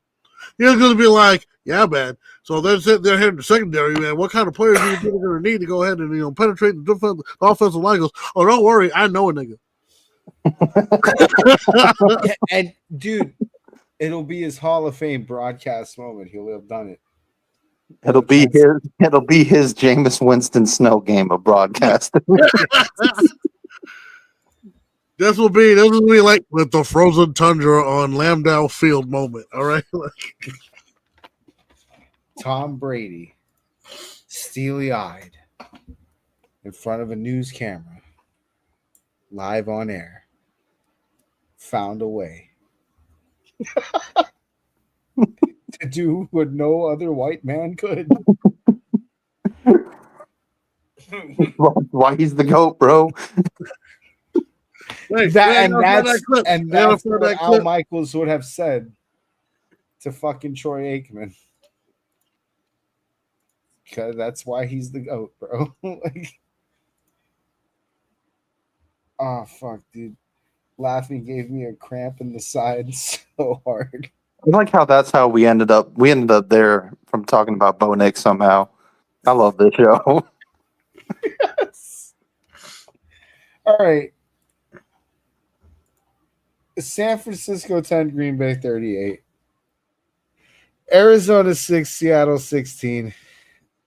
Philly 37, Rams 20. Saquon Barkley, by the way, what the fuck? Holy Well, shit. that was a franchise record. Jesus. 40 fantasy points. That is insane. And you should all thank him because PJ was talking so much shit because he was in first place for 1 week because I lost like 2 games. And he was talking so much shit going into this game and during it. And then Saquon played. And I beat his ass 160 to 86 to put him back in his place in the basement. Know your place, trash. He's lucky I didn't start Addison. I would have put up 200. Fantasy players of the week, fantasy leaders. Quarterbacks, Jaden Daniel, 32 points, 275 yards, 2 touchdowns, 1 on the ground. Patrick Mahomes, 29 points, 269 yards, 3 touchdowns. Tua, 28 points, 317 yards, 4 touchdowns. Caleb Williams, what the fuck? 27 points, 340 yards, 2 touchdowns. Lamar Jackson, 22 points, 177 yards, 2 touchdowns, 1 on the ground. Running backs, this is so far between first and second place. Saquon Barkley, 46 points, 255 yards, and 2 touchdowns. Jesus Christ. Josh Jacobs, 29 points, 106 yards, 3 touchdowns. Bucky Irving, 27 points, 87 yards, 1 touchdown. Jahmyr Gibbs, 25 points, 90 yards, 2 touchdowns. And Tony Pollard, 22 yards, 119 yards, and 1 touchdown. Wide receivers, Jordan Addison and Cortland Sutton, 30 points. Jalen Waddle, 28, 144 yards, 1 touchdown. DJ Moore, 27, 106 yards, and a touchdown. And Keenan Allen, what the fuck, out of nowhere. 24 points, 86 yards, and 1 touchdown. So both the Chicago Bears receivers. And they lost that game. Inventing new ways to lose, man. Trey McBride, 25 points, 133 yards. No touchdowns, just 133 yards. That's crazy. Okay. But he had a lot of catches. I think that was like 15 fucking catches. Jonnu Smith, 24 points, 87 yards, 1 touchdown. How about me fucking telling you in the middle of the year that Jonnu Smith was never going to be back? And then he has never left since.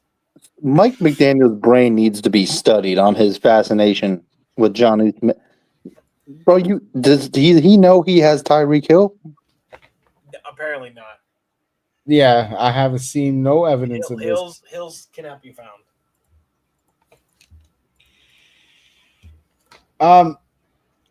Noah Gray. Does anybody know who that is? That's the backup tight end for Kansas City, and he's stealing all of Kelsey's touchdowns, and it's hilarious. 23 points, 66 yards, 2 touchdowns. Well, let's give it a buck. Since last year, all right, they had all those eyes on him and shit. And people, let's be honest, people hate him. And that's completely understandable because I low-key hate him too. So these defenses are obviously putting way more attention on him than usual. So in order to counteract that, that's when they start throwing in the backup. They're like, oh, they're never throwing that guy out. Throw that guy. Touchdown. Yeah, and they really don't have anything on offense besides Kelsey right now. So they can just fucking triple him if you want. Yep. George Kittle, 20 points, 82 yards and a touchdown. And TJ Hawkinson, 18 points on 114 yards. He's back, bro. He was out half the year. He kind of started up slow when they got him back, but he's looking like old TJ Hawkinson out there. The best defenses were Cowboys with 24, Seahawks with 20, Texans 18, Packers 17, Dolphins 13. Fantasy trash cans. Dude, this is quite a graveyard. So quarterbacks, Brandon Allen, 9 points. That's the guy that stood in for Brock Purdy. Jared Goff, Tommy DeVito, Kyler Murray all had 11 points. Anthony Richardson with 13. Here's the graveyard. These are your running back trash cans. Javonte Williams, 2. Fuck you. Ramondre Stevenson, 3. Ridiculous. Jonathan Taylor, 4. Trash. Najee Harris, 7. C-Mac, 8. Not surprising. During one of the most important weeks in fantasy. Just damn. Wow. Oh man, I just happened to glance over and learn something new. So like I said, I saw my pages open for my Harbaugh research program project here. Oh Jesus! Did you know? Oh no! That John Harbaugh was once roommates with Brian Pillman. What the fuck? What? Yep. What fucking together at Miami, Ohio? What fucking anime crossover is this? What the fuck? That's the UWO shit right here, bro. Let's go. That's that kind of insanity that leads to the 4th down call he made, dude. It's all starting to kind of make sense now. It was the ghost of Brian. There we go. It was the ghost of Brian Pillman. Like, check that out. That's why he's fucking crazy. He's got the ghost of Pillman on his shoulder. Jesus. We might have some extra answers here, guys. Wide receivers: Christian Watson, a goose egg. Debo, 3. Tyler Lockett, 4. JJ, 5. Jaden Reed, 6. And Green Bay still beat that ass. That was crazy. Tight ends: David Njoku, 4 points. Dalton Schultz, 4 points. And Caden Otten, 4 points. Sam Laporta, 5. Dallas Goddard, 6. Goddard. Hey, you know how bad PJ's fantasy week was? I remember this. So I watched it in live time. He started Ramondre Stevenson. He started Debo Samuel. He was smart enough to bench Sam Laporta, but unfortunately decided to go ahead and play Isaiah Likely instead, who finished with 0 points. Love it. Rams -3, 49ers -2, Raiders 0, Chiefs 3. Chiefs are perpetually in the fantasy cans list. Yes. On defense. I don't understand. Quiz. Hey, pop quiz. Who's Tribal Sandman? That's Charles, your arch rival. I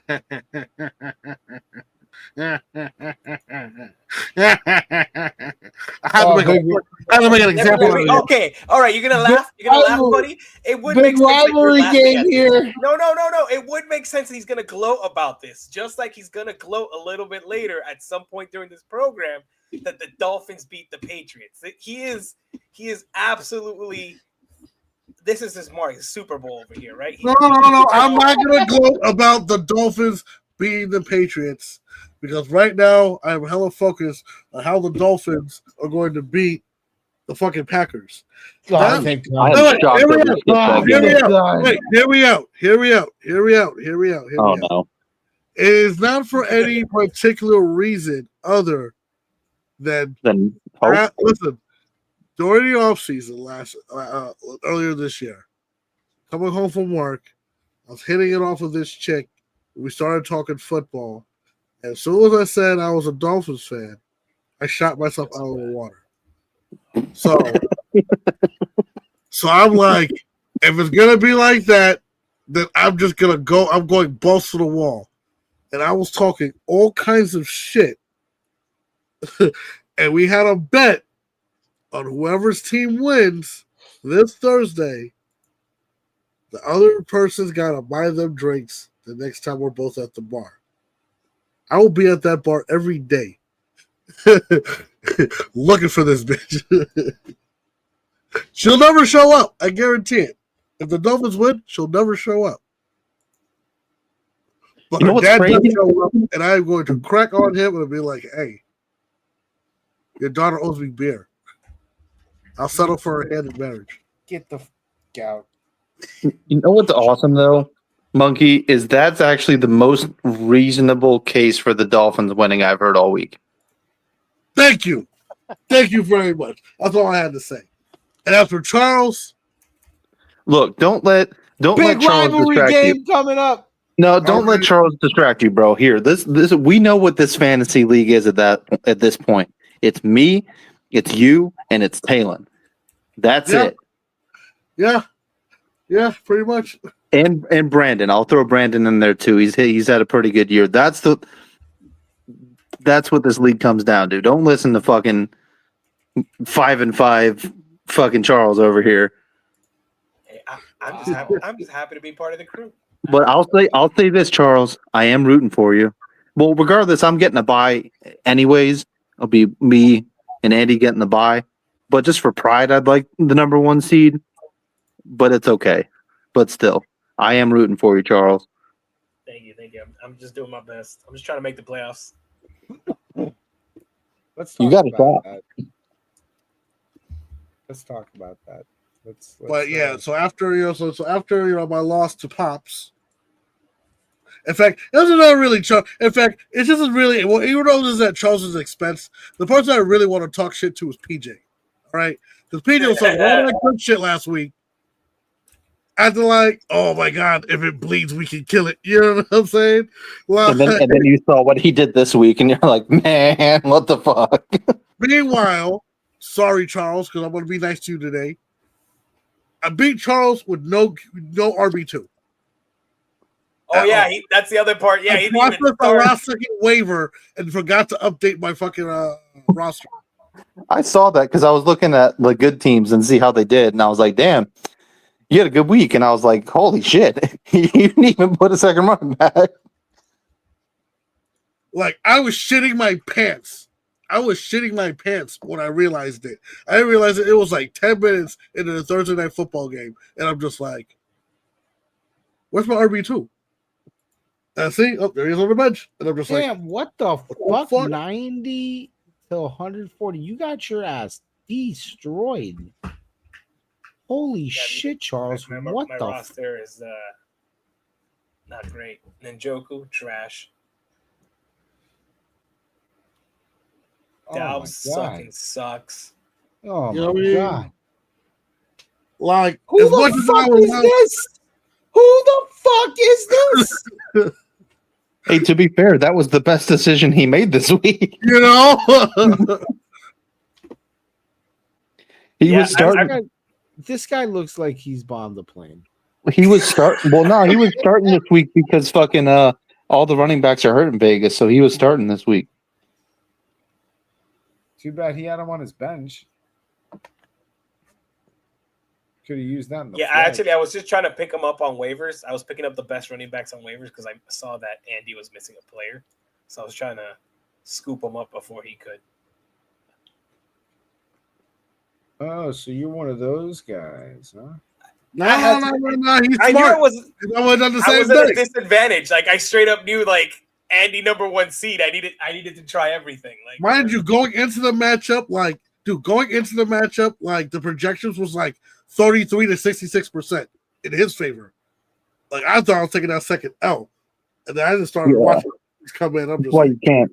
That's why you can't ever listen to those predictions. Bro, they had me and PJ at a 50-50 game. And PJ got fucking wrecked. Who on Andy's team? Who went off? Who went off? Everyone. Everyone. 141 is a lot. 141. Buddy, who didn't? All right. Patrick Mahomes, 28 points. He didn't have. I know who didn't go off. His second running back. Second running back. Basically, Jerry Jeudy. I'm saying 14.5 points. Yeah. One of my go-tos right here, Cortland Sutton, 29 points. Thank you, Bo Nix. You know what I'm saying? George Kittle, 20 points. Zach Ertz, that's right. I had both my tight ends in. 15 points. And then another person I had to draft that week, fucking Matt Gay. You know what I'm saying? He pulled his 6. You know what I'm saying? He got his kicker points.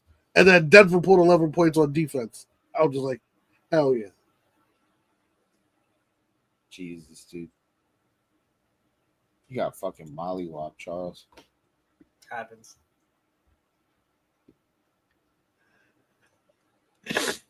Who else? Oh, look at this. Holy shit. Here's the other rivalry game. Golly. Just wait till you see what I could have done when you see my bench. Good God. Yeah. Oh, my. I legitimately could have put up 200 points. All right. Obviously, it's going to be me or you getting that belt, bro. It's going to be either What me or you. the Let's fuck? go. Let's go. Throw it up. Don't even. Oh, God. That's the bench. Oh, shit. Oh, shit. Oh, shit. I looked at his bench scoring. Oh, God. Hey, you know what's crazy too? You know who's on my IR that I'm waiting to come back? I still got fucking Isaiah Pacheco. I've been doing this whole shit without my RB2, bro, the whole year. Oh, man. Oh, man. Fucking Brandon squeaked one out, bro. Holy shit. Against a team that's not starting his players. Good job, Brandon. Yeah, that. Let's see what's going on in Joe Hendry. Not a good day not a good day for me. Oh man. My rain. Why? I could have won this game. Who would have thought? See, I have Pacheco ready too. I'm ready for But yeah, man. Originally, my plan, though, that would have been amazing, though. It's okay. I'm still number one, bro. I'm still number one up here. Because fucking Charles also took a fucking I'm L. on a. It's just a nightmare. This has been a nightmare. Last couple 3-4 weeks have been bad. Oh, PJ took care of Charles. Slow scoring, bad points, bad. In the fake league. Hey, this is why you're not number one right now. You're right, because I'm only competing in the leagues that matter. Because you don't believe. I don't believe in this league. You're right. You gotta believe. You gotta believe. Okay. I believe in the UFA Champions League and our Dynasty League. Those are my leagues. Sounds fraudulent. Time for fraud alert. Who wants to go first? I'll fraud alert. Let me get the fraud alert button ready. Okay, I gotta load up something real quick for mine. Okay. Charles, you got a fraud? Circle back. I don't know who I'm mad at yet. Here we go. Give me a second. I gotta skip this YouTube ad. Hold up. Wait for it. Oh, they're hitting me with a double ad. Motherfucker. These fucks. You know, one time I got hit with an ad that was a whole ass like fucking podcast. That was an hour-long podcast. That happened to me recently too. They thought I was about to not skip the hour-long podcast. Like, all right. No, here's where I fucked up because I had the video playing like on my laptop because I was trying to see like, hey, how, you know what I'm saying? How does my shit look on a computer that's not signed in? So I had my laptop and I pull up my fucking because I wanted to see what the ads looked like on my on one of my my long plays. So I had it playing and I went downstairs and then I suddenly decided, I'm gonna cook something right quick. I come in, I'm 32 minutes. I come back upstairs, I'm 32 minutes into a Liz Wheeler podcast, and I'm just like, what the fuck is Liz Wheeler doing on my fucking channel? I don't even do politics on my channel. Like, I talk all the shit about politics here and on Facebook and shit, but when it comes to YouTube, that is a no political zone for me. You know what I mean? That's where I go to when I don't want to deal with any shit. I mean, nope. It's interesting. I went on Twitter and I cursed this hoe out, bro. Like, if you go on my channel and you see the internet ain't shit part 2, this is part 2 or part 3. I want to say it was part 2. It's me talking shit about this hoe. Like, the fuck is you doing on my goddamn channel? So, go ahead, Brendan. Probably. Are you ready?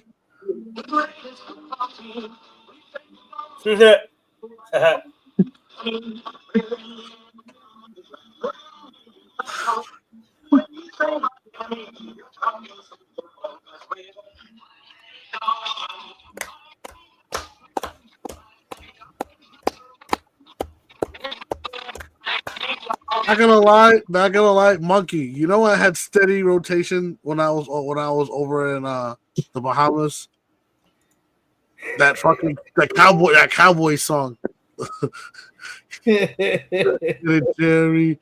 Get it, Jerry. Fire Jerry. Got to retire. Yo, you know that guy's done like a whole album now? He's got like 6 of them out. He's got You know, this guy is snapping, bro. This guy is snapping. Dude, he did the fucking he did the Not Like Us version last week. Yes, I saw that shit. So you're frauds the Dolphins, huh? Look, low hanging fruit. I've had a long day. Okay, I didn't have a lot of time to fucking put some work into the podcast this week. But man, everyone, not because I watch the sports shows and shit, and everyone's fucking. And you were posting shit in the chat earlier about Tua's stats and all this shit. I'm like, man, they played the Raiders and the Patriots. It's coming. Sounds like sour grapes, buddy. No, it sounds like reality that you know what's coming. I mean, I know what's coming, but Dolphins fan base and media do not. They should, but they don't. They should, but they don't. That doesn't change the fact that you chose this low-hanging fruit because of a certain few colors that you wear. I don't wear Patriots jerseys. Really? I don't own jerseys. Huh. That's crazy. Either way, you're still a fucking boss tonight. That's good enough. That's cool. You know, you can win this battle. Have fun with it. Win this battle. But just know in the end. I mean, I'm not satisfied, so don't ask. The best thing the Dolphins could have done was shut down Tua for the year. And they didn't do it. I'll give you this. I'll give you this right here. Just because I'm feeling friendly. Hold on.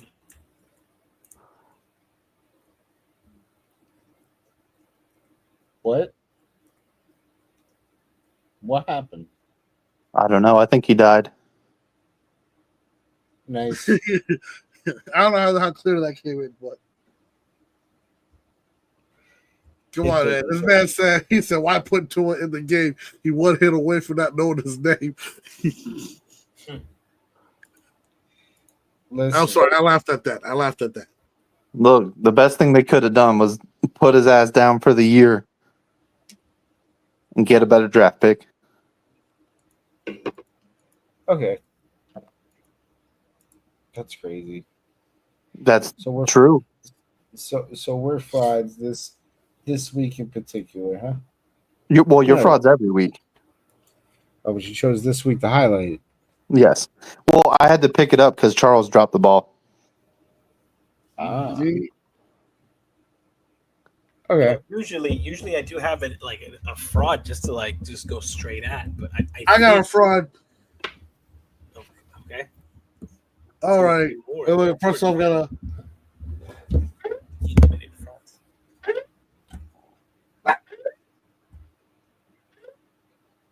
This week's fraud. All right. Is personally, I have to say, the Chargers, man. They were looking so good like 90% of the game. And then like in the fourth quarter, they just fell the fuck apart, bro. Like they were just sitting here getting like first off, they started off great, right? But then again, it's the Ravens. Of course, the Ravens are going to go ahead and start going ahead, making the necessary adjustments, start putting points on the board. All right, but the Chargers never made their own adjustments. That's why they fucking lost. All right, and you figure like they got like this. It's not like they have an entirely bad squad.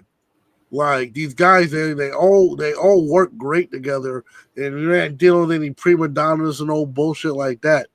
So like, where is this dysfunction coming from? I don't fucking get it. Okay.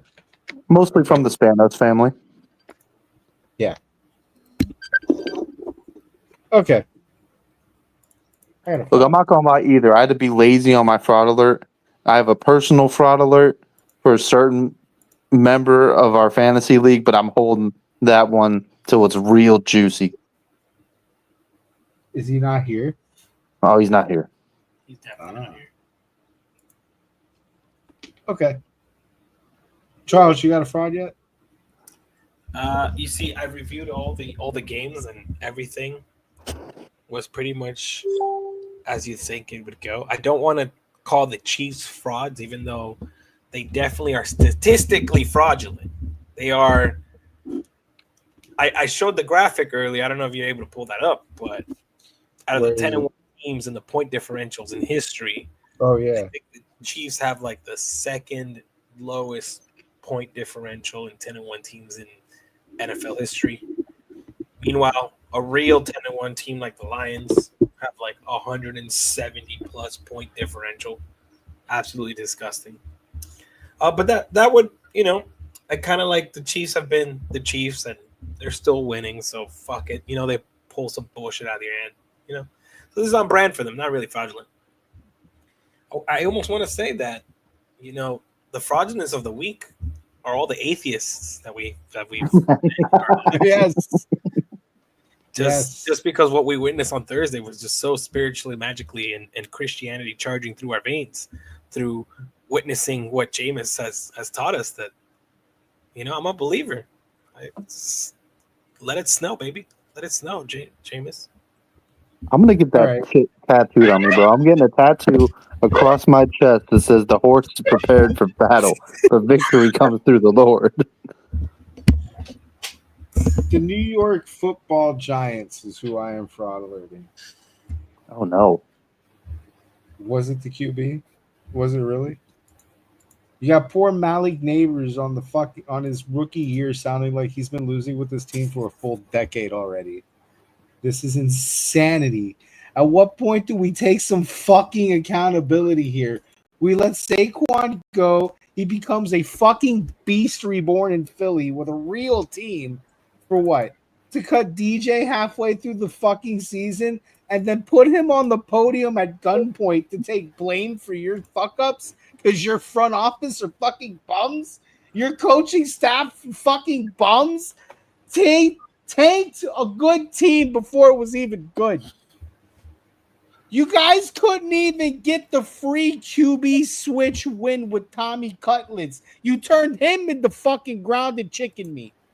This is the worst managed team in the league except for the New York Jets. I saw a meme that said Dallas has the chance to do the funniest thing right now. Yes. Although the chances of that are very, very fucking slim because at this point, if they do that, DJ would have to pull a Baker Mayfield and come off of the plane. Hey, I will say, I do want to give credit. I want to give credit to the NFL schedule makers. Have you guys seen the times for the games on Thursday? So the early game is at 11 for me, 10 for you guys.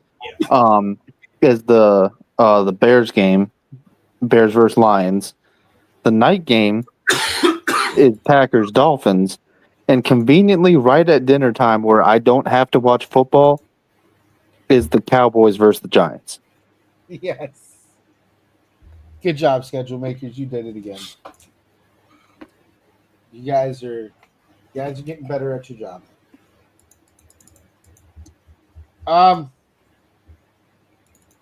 All right. Start, sit, sleep. Starting, I'm going to go first. Starting, I'm going to start Bo Nix. Bo Nix has been playing great football, ladies and gentlemen. I think we did highlight this, right? Bo Nix has been playing pretty fucking good football. He's got to play the Browns this week. All right. Nix has scored at least 16 points in his last 5 games and 7 of his last 8. And in 7 of his last 8. The Browns are, on the other hand, giving up like an average of 19 points. They've given up 17 points in quarterbacks for 7 straight games. This game is scripted for Bo Nix to have a 20-point game. Really, really expected. Sitting Caleb Williams, he's playing the Lions. There's no explanation needed for this. But I'll give you one. The Lions are giving the 3rd fewest points to QBs this season. They've not allowed a QB to go over 12 in 4 straight games. So probably not a good idea to put painted fingernail boy up there. Sleeper, Rico Dottle in Dallas. He's playing against the Giants. They absolutely are abysmal against the run. These motherfuckers just allowed the entire running back by committee of Tampa's to score a touchdown. Every single one of their running backs scored a touchdown against them. So I'm pretty sure Rico's good for a couple. So probably be his career game. Yeah, that's it. Go ahead. Brendan, you got it. All right. So my start this week is a surprising start. I'm going to start the Patriots defense, who just got boat raced in Miami for 2 reasons. Number 1, they're playing Anthony Richardson. Oh, fuck. Number 2, that's a good reason. Jabril Peppers, fresh off of a coke binge, is about to murder somebody.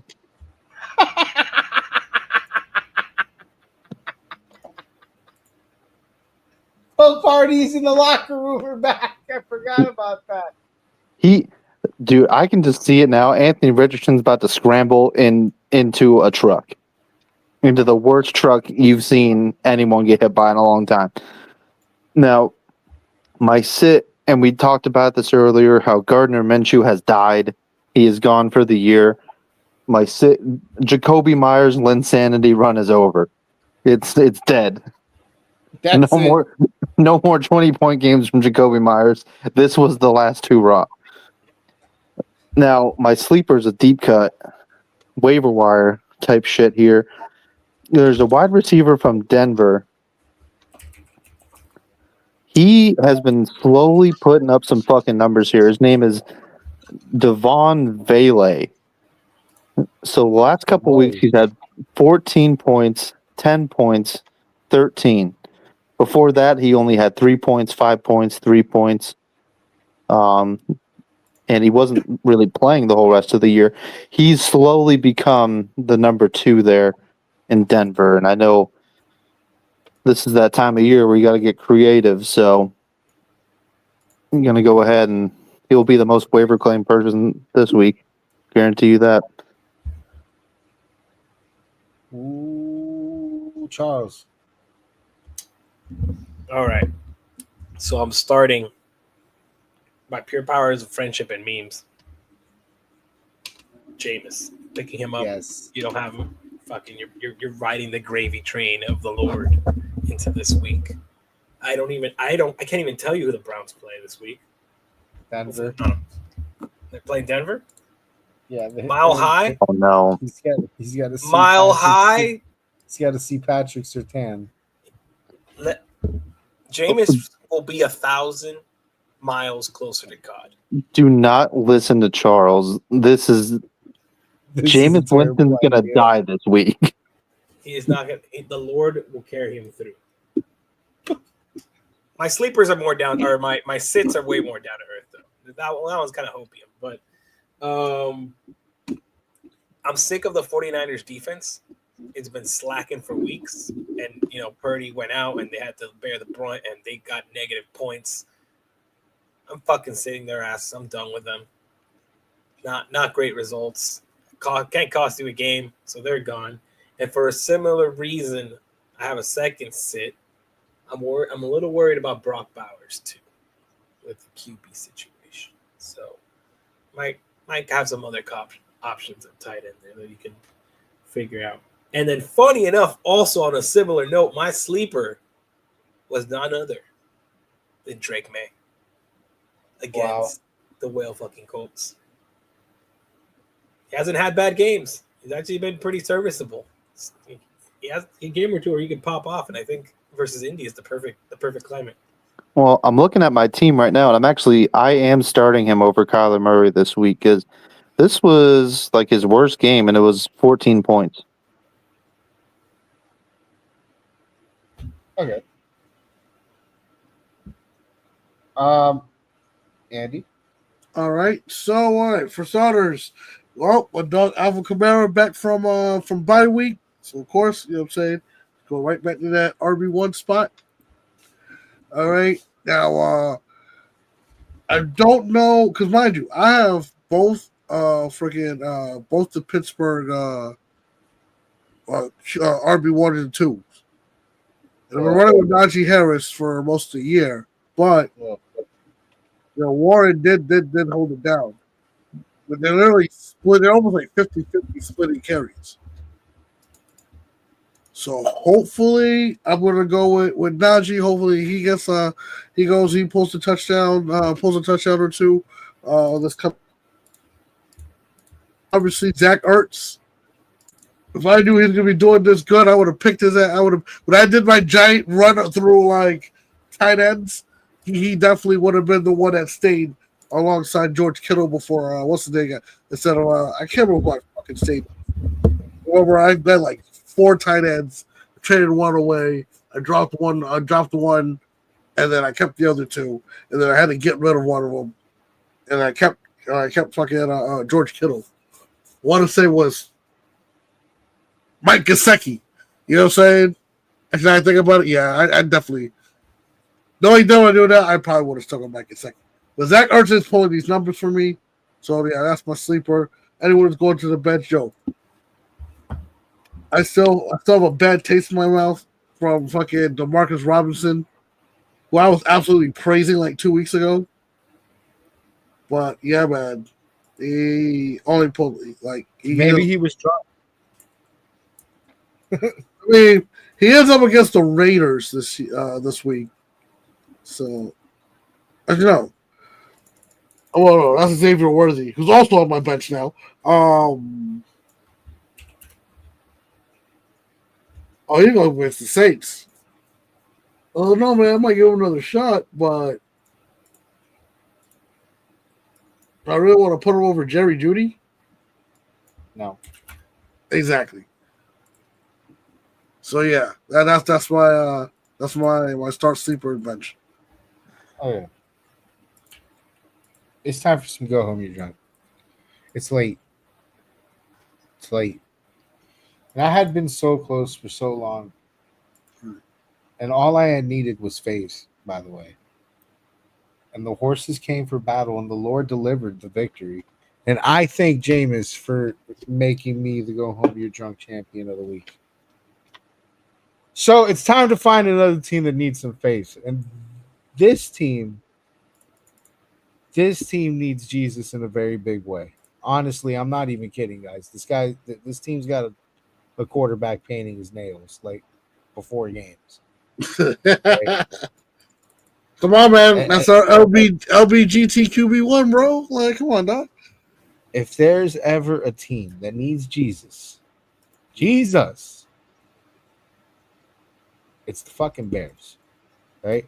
Especially this Thanksgiving because, good Lord, they won the Who's Playing the Lions in Thanksgiving Turkey Day sweepstakes. And, man, this is a perfect game. This is a perfect game. For a little extra vodka and the strawberry daiquiri or whatever the fuck fruity drink Caleb Williams has you drinking in Chicago these days. This team's been on fire. The Lions. All right. I mean, they're blowing motherfuckers out of games. They have the biggest point differentials of any team in the NFL, and it's like by far. No matter. This team, the Chicago Bears, they're facing a Lions that gives up the third fewest points to QBs, the second fewest to wide receivers, the fifth fewest to running backs. It doesn't matter because we are going to bear down. We're going to have faith.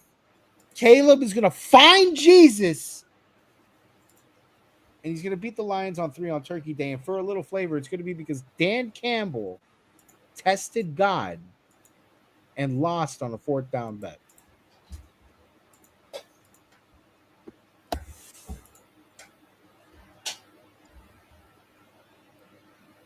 You're on track.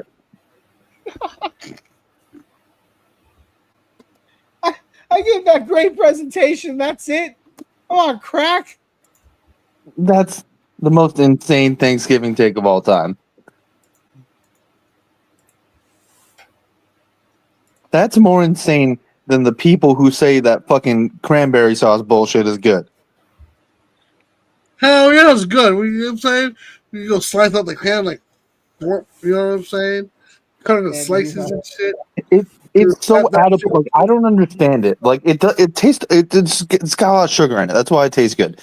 But like everyone spends like hours and hours slaving over a freshly prepared great Thanksgiving, and then they plop this cranberry gelatinous shit out of a can and slice it up. Cause I can't fucking slaps, bro. It's just so out of place. It's like it's not. You gotta understand.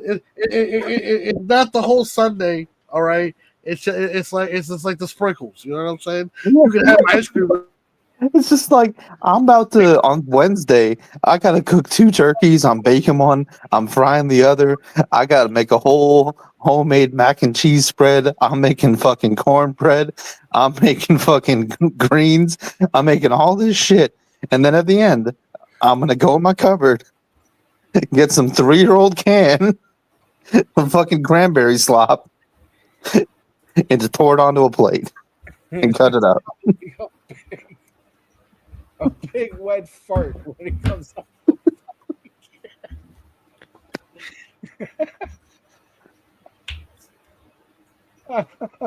Fuck. I've never liked cranberry sauce or cranberry. I mean, it's not bad. It's not like terrible. I mean, it's loaded with sugar, so it tastes good. But it's just like it's so out of place. I've never liked it. Nope. What are you drinking, Charles? I've just been drinking some classic beers, keeping me, level-headed, but a good buzz heading into the wonderful holiday. We're looking at this beautiful schedule, and I'm wondering here, like, who can really fuck this up in the most unexpected ways? And it's been a little tough because you got the holidays, and we got a bunch of good teams here coming into the week. It'd be really easy to say, the Cowboys are gonna whoop the shit out of Giants, or Tommy DeVito gonna push the shit out of Cowboys, But they're both shit shows, so it's really hard to say. Like the most drunk take you can have with that game is that either of these teams will look like competent football teams. That they won't be a football event. So what I really ended up focusing up here is a very interesting game happening Sunday night. Just an inconsequential game of the meandering San Francisco 49ers at Buffalo in whatever crazy weather may have. I think they said that Lake Erie or whatever was going to blow through a storm. And I'm just drunk enough to believe that a sunny California team like the 49ers are going to march into Buffalo and teach Josh Allen and the Bills what real football players play like in the elements. Not Buffalo. Not Buffalo. They've been living up there, playing up there. No, this California-ass team is about to fucking liberate the shit out of Buffalo and fucking send them home with a grueling Sunday night football loss as Bills fans jump through tables in anguish instead of happiness. That was by far the craziest thing I've ever heard, and I love it. No, that's actually good. It's like the right level of insanity and hope in one drink. It's perfect. It's perfect. You picture it? Can you picture it? Like 49ers ass Cali ass team coming to Buffalo, New York in the winter and being like, "We're gonna beat you." In a snowstorm, that's the one that's like, whoa. In a snowstorm. Go in there. There ain't gonna be no snowstorms no more. Ain't gotta worry about that in a couple of years. What are they going to dome it? Tell me they're doming Orchard Park. No, they're not. Yeah, there's no way. They're not. I've seen the designs for the new stadium. It's outdoors. I think the fans would burn the stadium down if they had a dome. Yeah, I would. If I was a Buffalo fan, I would fuck Yeah, it. Buffalo fans say no. They don't fuck around with that shit. All right, Andy, what are you drinking? Oh, I'm drinking absolutely nothing, but I am going off my rocker due to like things like stress and dread and existential dread and all those wonderful things that people normally like blow their brains out over. But is it because you realize I'm about to leave this place and I am probably just gonna start like pounding beers. All right, pound it. So my drunk take for this week, and I know Brandon's gonna be like, "Yo, what the fuck's wrong with this kid?" I think the Cowboys game is gonna be the best game of the day. What? I just have a strange feeling that on Thanksgiving the Cowboys are gonna put on a fucking clinic, and it's gonna be an all-out slugfest. Are the Cowboys home? Yeah. Well, actually, he's got a point because here's what happens when you have an ass team play a good team, it's a bad game. But when you have an ass team playing another ass team, it's an equal playing field. That's right. At night, you don't have to worry about, God fucking blinding anybody in the end zone trying to catch like a fucking 15-yard fucking option play and shit. Looking at God. Cozy dome team with bad weather in a safe from bad weather. Both being bad at football. It's gonna be perfect. All right, Brendan, what are you drinking? Well, it's gonna be Thanksgiving. I'm gonna be all fat and happy. Stuff. Just finished my cranberry sauce dessert. I'm gonna sit back and I'm gonna make me a nice Irish coffee, man. It'd be cold up here, bro. Actually, there's another thing I want to interject with. Now, I know you normally, I don't know why, as of late, I've had people look at me strange when I say this, but my mom makes the best green bean casserole on the fucking planet. And people be like, black people don't eat that shit. I'm like, what the fuck are you talking about? Then we invented it. Get the fuck out. Look, here's the thing about green bean casserole.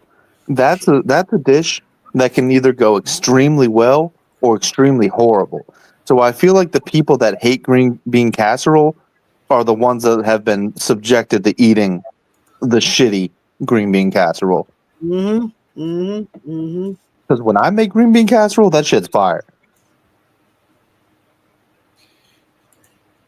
So Irish coffee. The green beans, the bacon, those things. After I eat my green bean casserole and all that shit, I bought some firewood this week. It's getting cold up here. I'm gonna go to the fireplace, light the firewood up. I'm gonna look what I just put in the chat. I'm dying. I'm put my. I present to the class. I'll bring my dogs in from outside. The dogs be hanging out with me. We're all gonna hang out. We'll turn on a night game. Thursday night game in Green Bay. A chilly What is it going to be? Like 20 degrees outside, maybe snowing. Yep. And I'm going to open my FanDuel app. And I'll play some bets. I'm going to Thanksgiving bet. Monkey, look at this.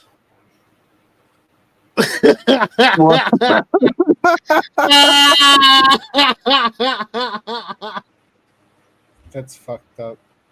God damn. It's wrong. It's terrible. A fucked up episode too. All right. So All right, the hold on. uninitiated. Wait. What was in Storyland? I was trying to picture this picture that Brendan's painted. So, because I know what a lot of you people are thinking. You're thinking, oh, it's the cold weather Dolphins, man. They're gonna shit the bed. Whoa. But here's one thing that they don't know, and they're not remembering. It's not December yet. It's not December yet.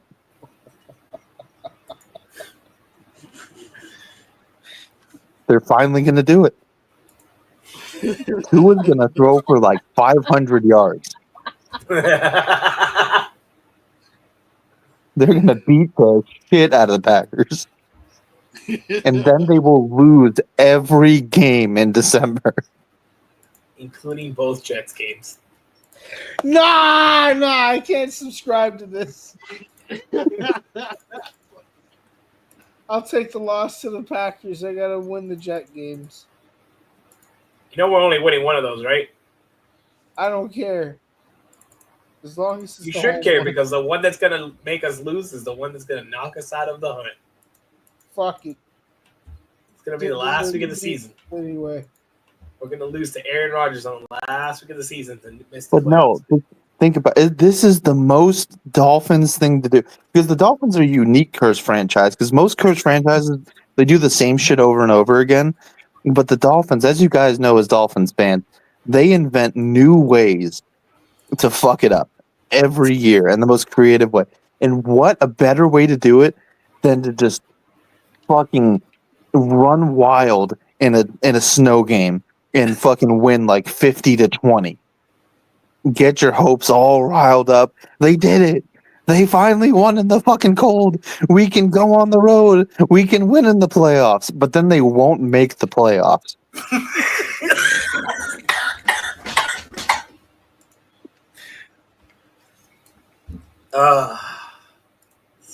Iconic. Man. It's too good not to happen. I'm waiting for it. In the frozen tundra of Lambeau. Oh yeah. Yeah. Tua's gonna have his Jameis Winston moment. Against Jair Alexander in the snow. They got Tyreek Hill, baby. You know what? Fuck that. Yeah, Tyreek's been doing wonders. Oh. Jonnu Smith. They got Jonnu Smith, bro.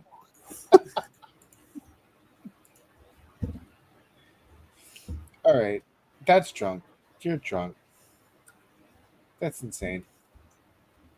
I'll losing to the Jets in Miami. You're crazy. Oh shit. Okay. Maybe they won't lose every game in December, but they'll lose most of them. We're not losing to the Jets in Miami. All right. Well, let me not say that. I don't want to lose to the Jets in Miami. This is the worst iteration of the Jets that we see. We end the season how we started it. You hear that? That's my wooden desk. You know what I'm doing? I'm knocking on it. Beating wood? Yeah, I'm beating wood. All right. Pick 'em time. Pick 'em time. All right, y'all. I'm actually gonna have the Jet. Before the pick'ems? I'm not in pick'ems. That's true. Yeah, that's fair. All right, Andy. All right, y'all. Till next time, y'all. Love, peace, and chicken grease. Check my shit out, AFZ6767 on YouTube and Twitch. I just ran through the Black Ops 6 campaign. Online multiplayer coming soon. Peace. Good Thanksgiving, bro. Happy Thanksgiving, guys. Happy Thanksgiving. Save some smoke for him later.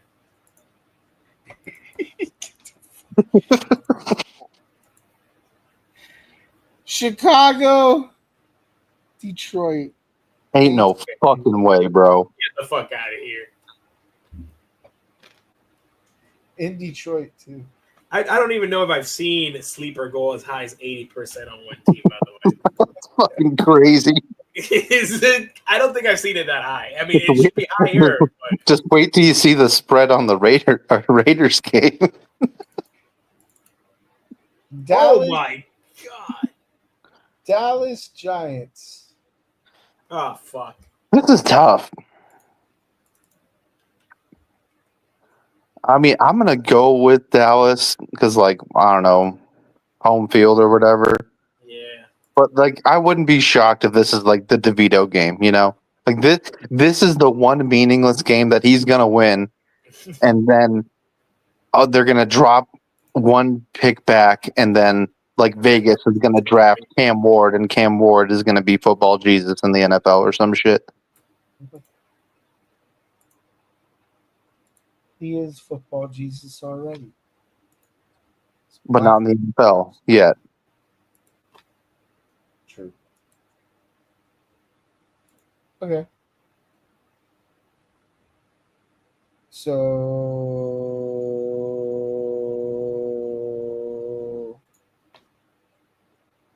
Dallas? Yeah, I'm picking Dallas. Dolphins, Packers. Yo, I'm picking Miami, bro.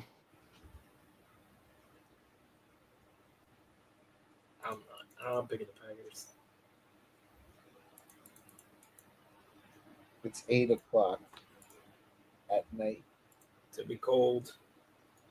And look, normally I wouldn't do this, but I'm like 5 picks back from first place, so I got to fade you guys a little bit where I think it'll suit me best. Yeah, I don't like that one, bro. I sure as fuck ain't picking the Raiders. No, yeah, I'm definitely picking KC. There's no. How about Chargers, Falcons? That's a tough one too. Fuck. Oh, it's at noon, bro.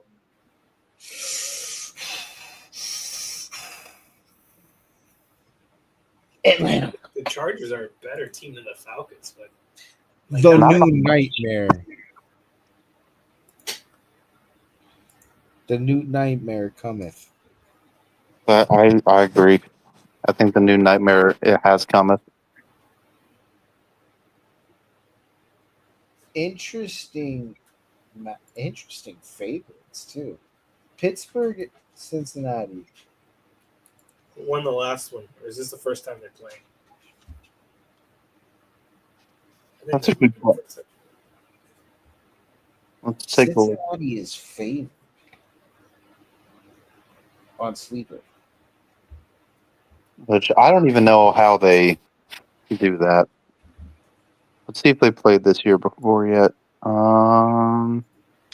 Nope, this is the first game between them. I'm actually kind of leaning towards. Give me the Bungles. I'm leaning towards the Steelers in this game. Steelers. I just don't see Steelers dropping 2 in a row. I see their path to 9-8 coming.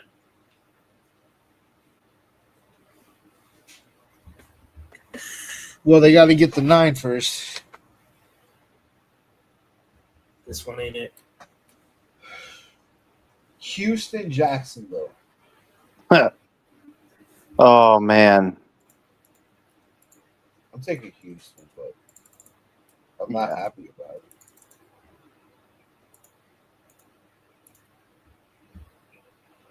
Arizona, Minnesota. at Minnesota. Yeah, I'm gonna have to go with. Sam Darnold here.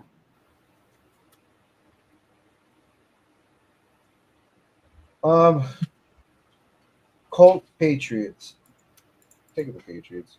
I'm taking the Cokeheads. Yeah, same. This is the exact type of game they win. Seahawks Jets. Seattle. Geno Smith revenge game. Titans Commanders. This is a sneaky tough game for the Commanders, bro. The Titans have like a top 5 defense right now, and no one realizes it. But I don't think Will Levis can do that 2 weeks in a row. No, I don't think so either. Tampa, Carolina. Oh, ain't no fucking way, bro. Not with the way Baker Mayfield's been playing. Rams, Saints. Oh, Rams, dude. I don't trust the Saints. Philly, Baltimore. Man, what a game. Why isn't this the fucking Sunday night game, bro? What the fuck? 425. Whack. This is tough. I think I'll say Philly. I think Philly has more like of that grit that it's going to take to win this game. No, I'm taking Baltimore, I think. Oh, but it is in Baltimore. That's why I'm going to pick Baltimore, too. What a game, bro. Saquon versus fucking Derrick Henry. Oh, my God. San Francisco, Buffalo. And Buffalo. Cleveland, Denver. I'm sorry, Jameis, but not riding this horse this week. I'm gonna put like 45. Yeah, I put 40. I don't think it's going to be that crazy of a game. We did it, y'all.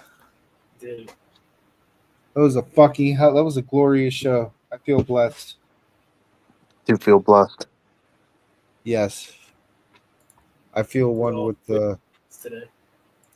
I feel one with the Lord, with my faith. I'm glad Jameis Winston was able to do this for me. It's the best week of football we'll have all year. It's all downhill from here. Yeah, I think this is it. I think this was the apex, the peak. I don't think it gets any better than this year. But we survive another week. Until next time. This Saturday we're doing our Survivor Series stream, and we're going to be debuting our new website. Ooh. Yeah. Fancy. So check for that. Otherwise, this is where we sign off and say, be one with the Lord.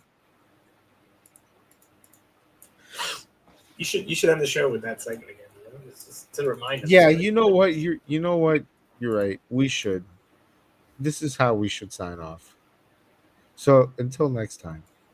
I am so happy and grateful that the Lord has blessed me to play in some snow, to be in true football weather in Cleveland, Ohio at Huntington Bank Field today to give him the glory. It's a beautiful day. Sure feels like you're playing in the AFC North. It is. It's magical. Thank you.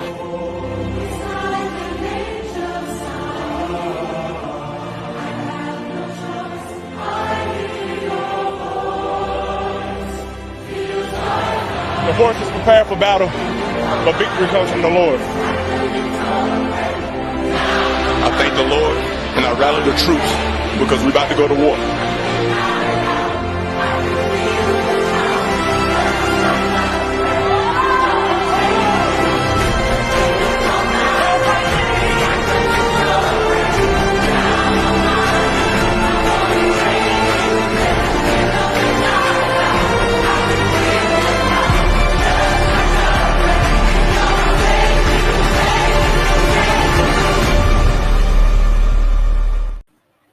Amazing. The random Ben Roethlisberger.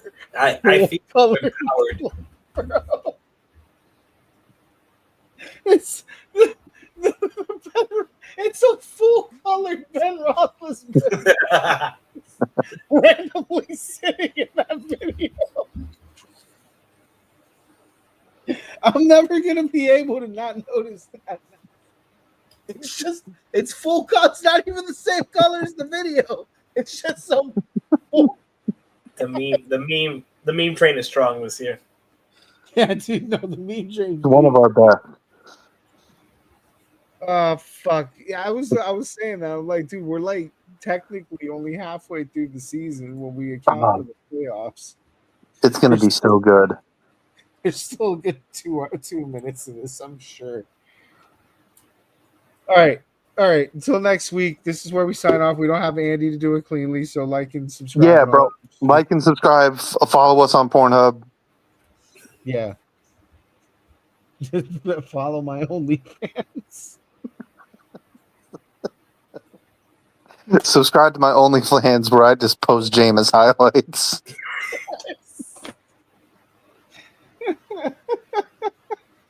We have a SoundCloud. It's just Jameis Winston singing gospel songs. All right, we're going home. Good night, everybody. Have a nice day. Peace.